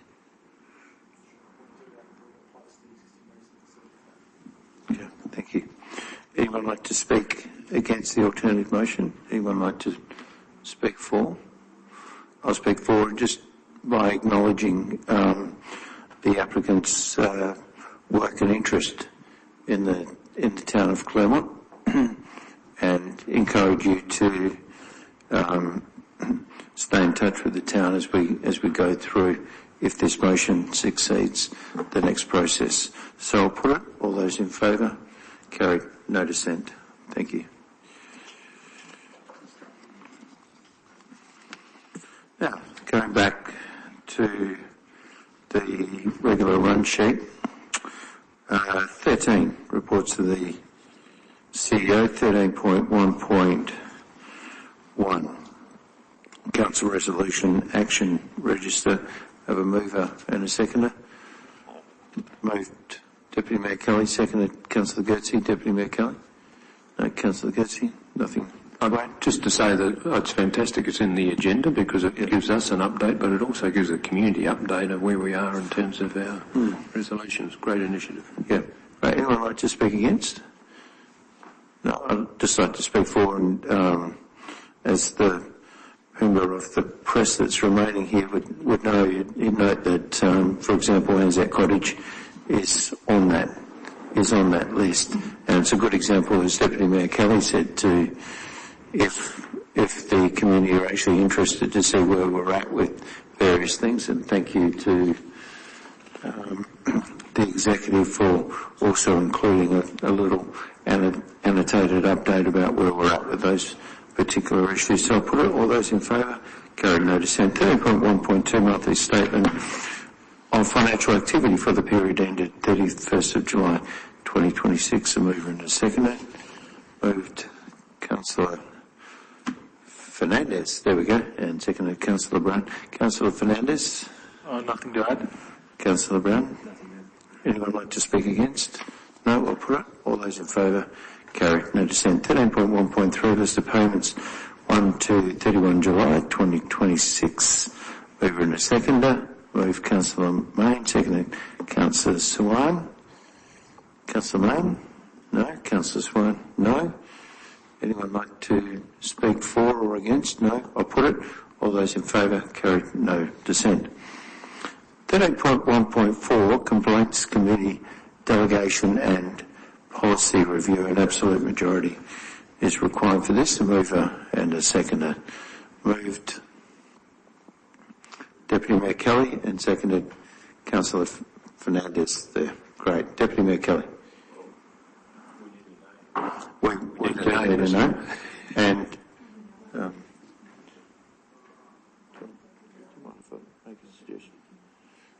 my suggestion is that one of the deputies steps up. And Councillor Swan, you're willing to step up, and Oh, okay. Here we go. Yeah. Okay. Councillor Swan, for the record, has asked Deputy Mayor Kelly to step up. Deputy Mayor Kelly, do you accept that? So could you put your... Yeah, well, I'm moving it, so that's fine. Deputy Mayor Kelly appoints Deputy Mayor Kelly as a member of the Complaints Committee. And then Councillor Swan, you're fine remaining the deputy. Okay, well, we've cleared that up. So we'll have a mover and a seconder for that. But I can move it, yeah. I'll move it on this occasion. And a seconder, Councillor Swan. Anyone like to speak for or against? I'll put it. All those in favour? Carried. No dissent. 13.1.5 Parking Bays 10 to 40 Bayview Terrace. I'd like to move that.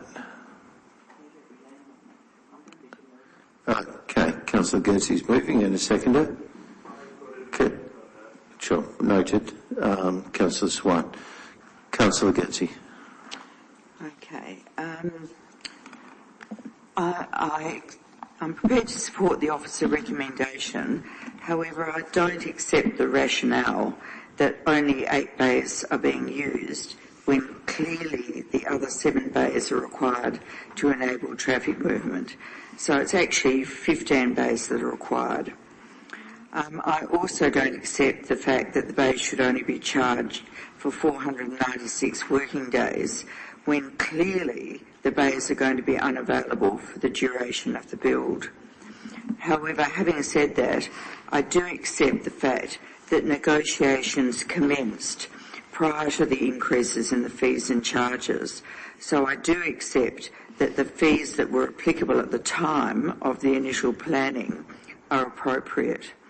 So I'm very happy that for the funds that will be raised to be made available for the Town Centre Advisory Committee to be used to promote the town centre during the build.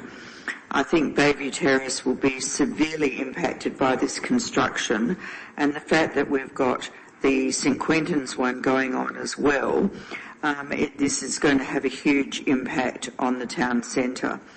So I think it's very important that we provide promotion and activation to ensure that the businesses can actually survive these two builds, and to make sure that there are actually still shops that are open and that the town centre is still viable when these builds are completed. So I'm happy to accept the officer recommendation. Thank you, Councillor Getty. Councillor Suwani. Point of order, Mr. Mayor. Yes, of course. I'm just not sure that the report says that the funds will be used by the town centre advisory committee. No. Sorry, I'm requesting that the funds be used. Oh, sorry, I thought you said and the funds will be. I think I said I'm hoping that they'll be used. Oh, sorry. Okay, great. Thank you, Deputy Mayor Keller. Councillor Swan. Thank you. I support the reduction in parking revenue as outlined in the report, and the proposed allocation of that revenue between promotion and reserve. We know that the construction activity will directly affect the trading environment of small businesses nearby. It will reduce foot traffic and they'll be harder access. So this isn't promotion for its own sake. It's not just spending money willy-nilly. It's mitigation directly connected to the disruption the fee arises from. And the remainder of the revenue should be placed in reserve, and will allow for a transparent, defensible record of how this revenue is being managed over time. So I'm willing to support the recommendation. Thank you. Okay. Do we have a proposed amendment by Councillor Fernandez? Councillor Fernandez, would you like to read your proposed amendment, please? I think my proposed amendment is slightly different from that. I think the dollar value's changed because of information I got from Kevin. I think there was an error in the officer's report. I think it's not 15 bays, it's 16 bays now that are being taken up. And what my amendment is proposing is 539,700 as the concession. The reason behind that is I agree with the concept of we can't slug them with the higher fee given when they were budgeting, that's what was advertised, and we doubled our fee over that period. So I propose going back to the original fee we had, which was $50, just doing a straight calculation, $50 times 16 bays times 771 days, and that's the fee, and we give them a concession to bring them back to that fee. So we're not discounting it, we're not penalizing them for the fact we've doubled our fees, but at the same time we're not giving them a discount greater than what our previous fee would have been. Councillor Fernandez, we'll just see if we have a seconder. We've read your, thank you, we've read your amendment. See if we've got a seconder for Councillor Fernandez. Councillor Getty, yes? Okay, Councillor Fernandez, would you like to continue? Or I think that's about it. That's a summary. That's a summary. It's a quite short summary. It's mad. No, there we go. Councillor Getty, you're speaking in favour of Councillor Fernandez. Correct. Basically, that is essentially what I was talking about, that this whole process started before the fees were increased. So the developer was obviously budgeting for the fees and charges as they were at the time, and so I'm happy for that to be the fees and charges that are going to apply to this situation. So that's Councillor Fernandez, that's his amendment, so I'm happy to support that. Okay, thank you, Councillor Getty. Anyone like to speak against Councillor Fernandez's amendment? Just to clarify. Yep. So it's 16 bays times 50 times 100. Yep. Times 771. Yep. Minus 539,700. Yes, because that effectively gets you back to what it is. Yes. Yep. So the charge then that's the figure of 693,900 or whatever it is. I got 616,800. But that's the calculation methodology. Yes, that's the calculation methodology. Okay, that's fine. Thank you. It brings it back to the $50. So giving them a concession of $539,700 off our normal charge brings them back to the $50. So effectively what we're doing is we're halving the fee they are incurring on roughly about, no, actually, it's slightly more than halving because we discovered there's one extra bay they're taking. So that's why it's not half. Thank you, Councillor Fernandez. CEO, I have a question for you. What's the net amount, please? 616,800, yes.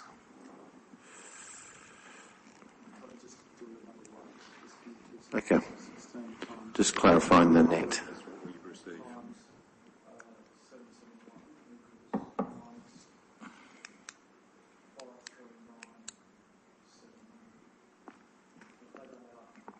I'm sorry. Maybe I'm not added it correctly. Okay, so sorry, maybe that's my bad. Okay, the number needs to be amended then. I amended it on the fly. It's all right, we won't. We'll just have to get that concession out right because that impacts. Yeah. No, so you're getting, isn't the starting number 1156500? No, so it's $100 a day, right? Yep. Times 16 days. Oh, no, but I'm talking about, it's from the original officer's report you had. Okay, yes, so yeah, you're right. You said 16 days.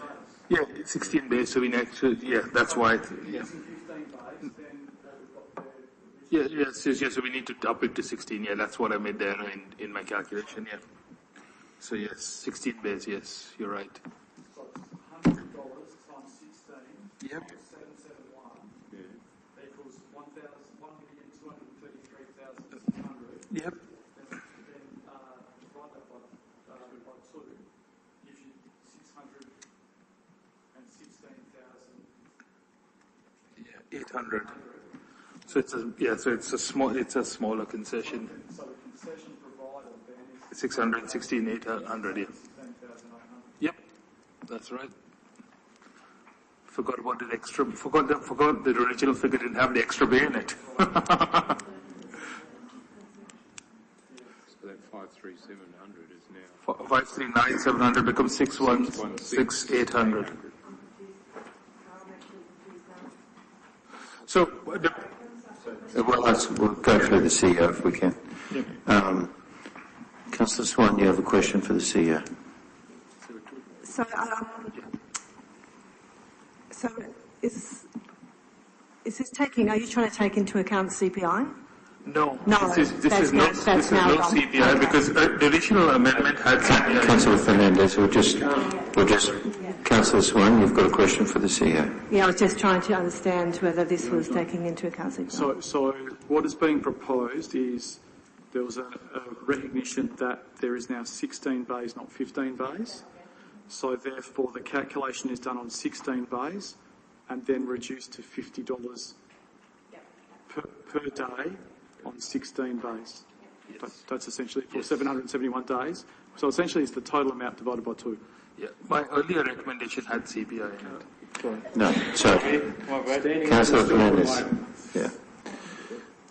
Okay. Anyone like to speak against Councillor Fernandez's amendment? Anyone like to? Just for the purposes of the record, are you satisfied that in the reasons that will do the calculation of how that is calculated in the reasons? Yep. And we'll document that down so at least there's a record of the calculation for the purposes of the public record. Yeah. Anyone like to speak in favour of Councillor Fernandez? Yes, Councillor Brown. Thank you for the pick up on, I guess, on the extra bay. As we heard, I think, there will be a substantial area impacted. And I just want to, I guess, make a note on the word area as well. Building a project of this size is hard enough when it's on a empty, cleared lot. Trying to do it in the CBD is a nightmare. And traditionally, if you think about Melbourne, where a lot of these projects you charge a square metre, and looking at City of Melbourne, it's $2.60 a square metre, which equates to about $30. So I think we're getting a pretty good deal here. So I am happy with this concession and happy to support this. Thank you. Thank you. Anyone like to speak against? I'll speak against. I'm in favour of supporting the administration's original calculation and discussions. But we'll put it. All those in favour of Councillor Fernandez' amendment? Oh, sorry, Councillor Fernandez, you would like the right of reply? No, I'm fine. No, you're fine. Yep. Sorry. We'll put it. All those in favour? Yep. Councillor Fernandez, Deputy Mayor Kelly, Councillor Main, Councillor Gates, Councillor Swan and Councillor Brown, and myself against. It is carried. We also have I have an amendment as well, Mr. Mayor. Yes, yeah, just coming to you, Deputy Mayor Kelly. We also have a proposed amendment by Deputy Mayor Kelly. Deputy Mayor Kelly. Thank you, Mr. Mayor. It's pretty simple.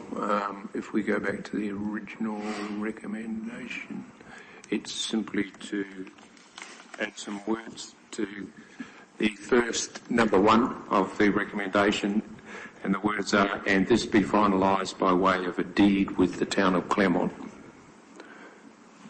Thank you. Do we have a seconder for that? Councillor Fernandez. Deputy Mayor Kelly. Thank you, Mr. Mayor.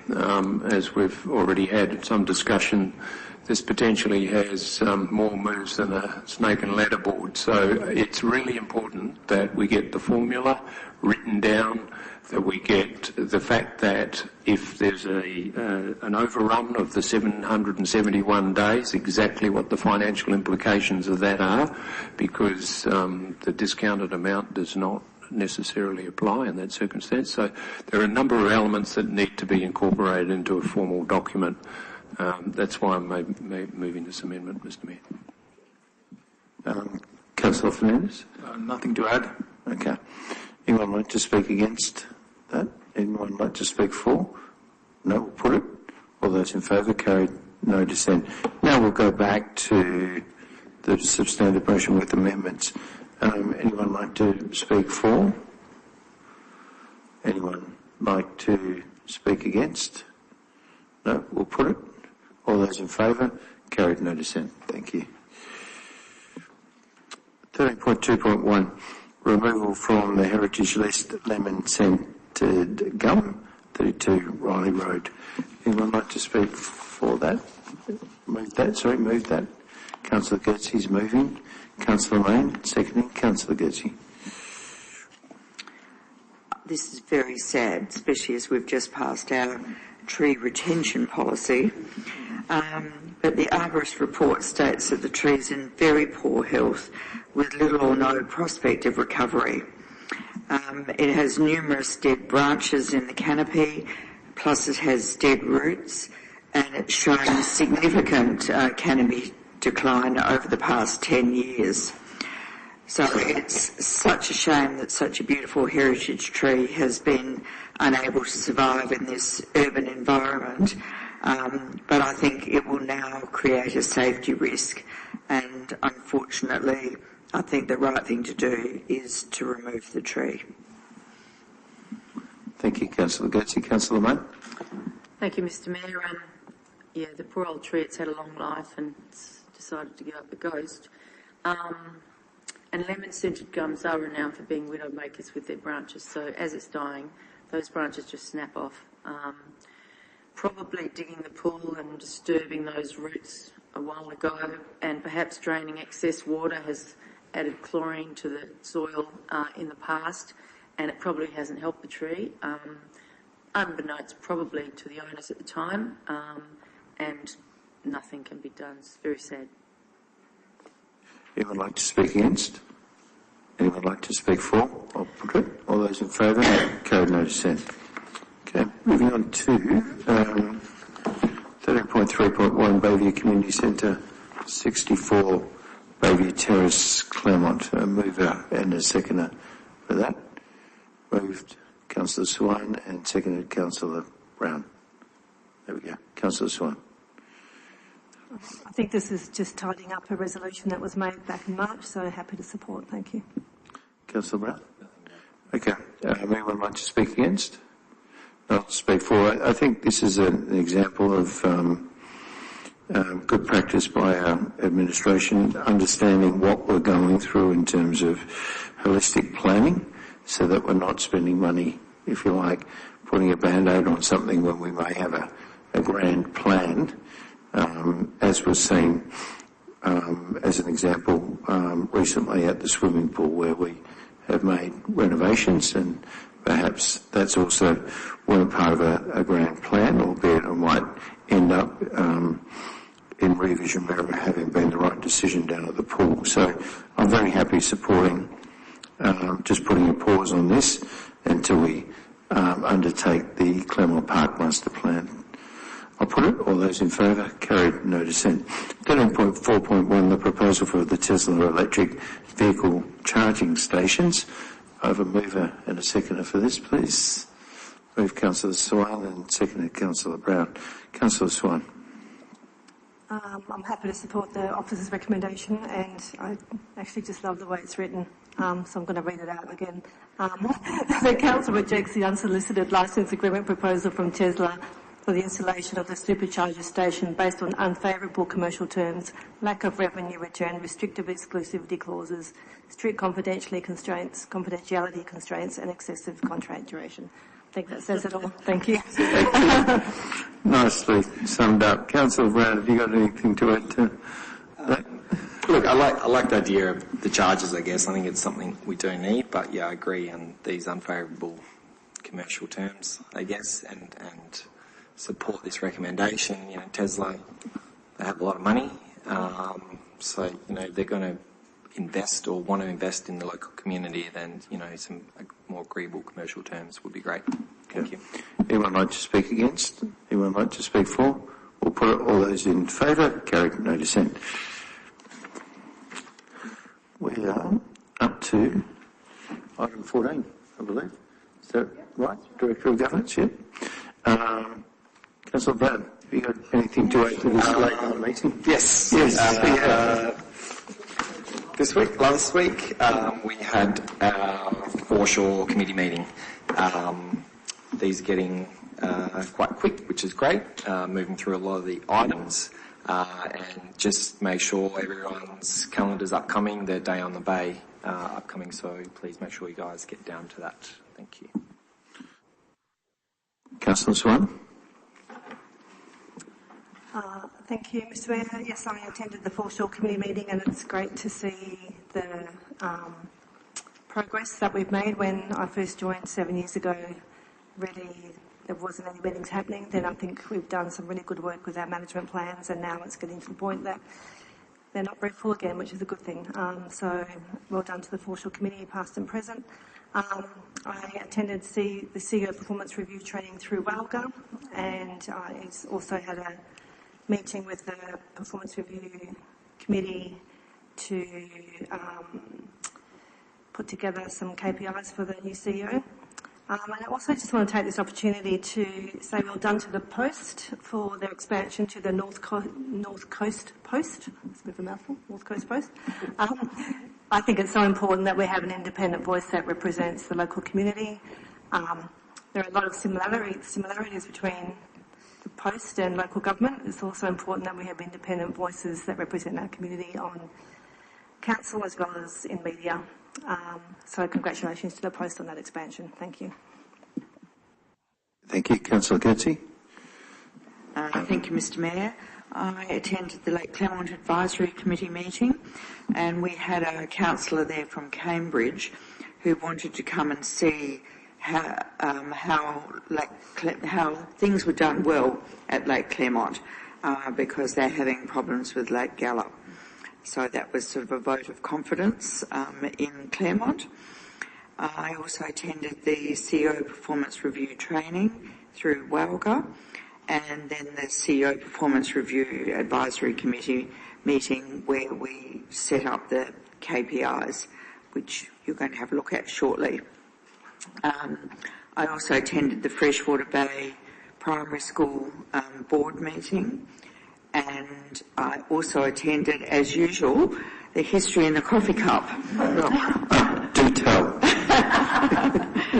So this one was a very interesting talk because it was about 3 female convicts, and so history says that there were no female convicts sent to Western Australia, but there were actually 3 women in Western Australia who were convicted as convicts and then transported from Western Australia, and they were transported to Tasmania. So obviously Tasmania is worse than WA. And one of the women, which I shouldn't laugh about it, but one of the women was she was convicted of murder, and she was a victim of domestic violence, and she killed her husband in self-defence as a victim. And it made me think that really, this was nearly 200 years ago, and unfortunately the same things are going on today. Thank you, Councillor Getty. Councillor Mann? Thank you, Mr Mayor. I attended the 2 briefing forums, and yesterday we also had a Roadwise meeting. They're always really exciting. Our poor old staff, they're very busy. Traffic counts and pedestrian cycling activation ideas, and we're sort of looking at Davies and Shenton Roads at the moment, and those ideas were discussed. So TBC.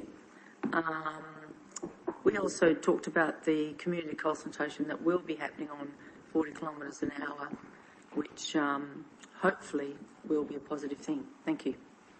Deputy Mayor Kelly? I attended one of the information sessions. I was overseas for 10 days, so I missed the other one.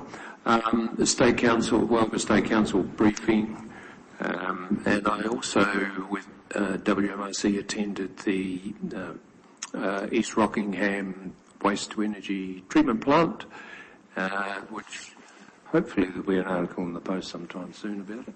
But WMRC supplied the first truckload of waste to start the furnace.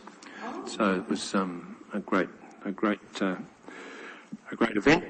The Wellga Finance and Services Committee meeting, and also the LGIS meeting in Dalwallinu for a couple of days. But just as an example of how traditional the public sector is, yesterday I attended the 100th year of the State Water Purity Committee, which has been operating for 100 years, and I was a member for a number of years, obviously. So they're not quite at the 100 years, but they did invite me to the celebration yesterday as a past member. Yeah, 100 years. So the Health Department has been looking after the quality of our drinking water through the State Water Purity Committee for 100 years. Thank you. Not quite the same as the coffee cup, but a bit of gossip. And was there anything from you said you attended the Wellga executive meeting? Was it State Council? Wellga briefing on the State Council meeting. Okay, yeah. Councillor Fernandez? Did quite a bit of training this month, so I did the Wellga planning practices, which was 2 CEO performance review training, strategic policy development training, strategic decision-making training. The CEO, it was pretty busy month for me. Standing orders about what? Standing orders. I know it, but you get flustered a bit. Oh, yeah, I know. CEO performance training. We did the CEO performance review committee, the Wellga Central Zone meeting, concept forums as well, and I think I must be one of the only councillors who went to Frogtown. Oh, did you? No, I'm just asking if you got a report for us. It was very popular, extremely popular. It was, it's a nice activation for the showgrounds. I think, maybe going forward you can encourage people to come in a bit. Well, I guess they have their own food trucks, so they're not really interfering with Claremont too much. Thank you. Not sure whether I'd say all of the above, but I tell you what I enjoyed an invitation to was for Bethesda's annual Celebrate Bethesda Day, where they give out awards to their members of staff. It's such a beautiful location and such an important community service for us, traffic notwithstanding, and there was a gentle jibe between Christchurch and Bethesda about who was causing the traffic issues there at what particular time of day, but we're very lucky to have a hospital of that standard in our community. The CEO and I attended a meeting with the President and I presume other top-level dignitaries of the Claremont Tennis Club, just to understand what their needs are, and the CEO asked them to paint a picture of what their potential needs might be as we contemplate the broader leisure zone, which would be the golf course, the swimming pool and the tennis courts, and obviously the Claremont Football Club. So we're very well received. And then on the following Saturday after that, I went and hired Court 13 for an hour and a quarter and played a couple of sets down there, and was then introduced to the membership at about 6 o'clock on Saturday night. And the town was, again, very well received by the members of the Claremont Tennis Club. And then this week, we, as the town, were fortunate enough to receive an invitation to meet with the Minister of Local Government, Hannah Beasley. So I represented the town, of which there were only 10 other local governments that were invited to have an open, confidential discussion with the Minister about matters concerning local government. So that was obviously a reflection on our standing within the local government sector within Western Australia. So that's it from me. Item 15. Elected members' motions of which previous notice has been given nil. Item 16, new business of an urgent nature approved by the person presiding or by a decision of the meeting, nil. And a motion to close the doors in accordance with section 5.23 brackets 2 of the Local Government Act 1995. The meeting is closed to members of the public with the following subsections applicable. Section 5.23 brackets 2B, a matter relating to the recruitment or employment of the CEO or a senior employee, and section 5.234C, information contained in a tender received by the local government for a contract to the extent that the information is confidential. I have a mover and a seconder. Moved Councillor Brown and seconded Councillor Fernandez. All those in favour? Carried, no dissent. Let's close the doors. Mover and the seconder for opening the doors was Councillor Mayne and Councillor Gertie. Item 18, future meetings of Council. The ordinary Council meeting will be held on Tuesday, the 29th of September at 7 p.m. And item 19, we declare the meeting closed tonight at 9:37. Thank you, everybody. Thank you, administration. Thank you, councillors.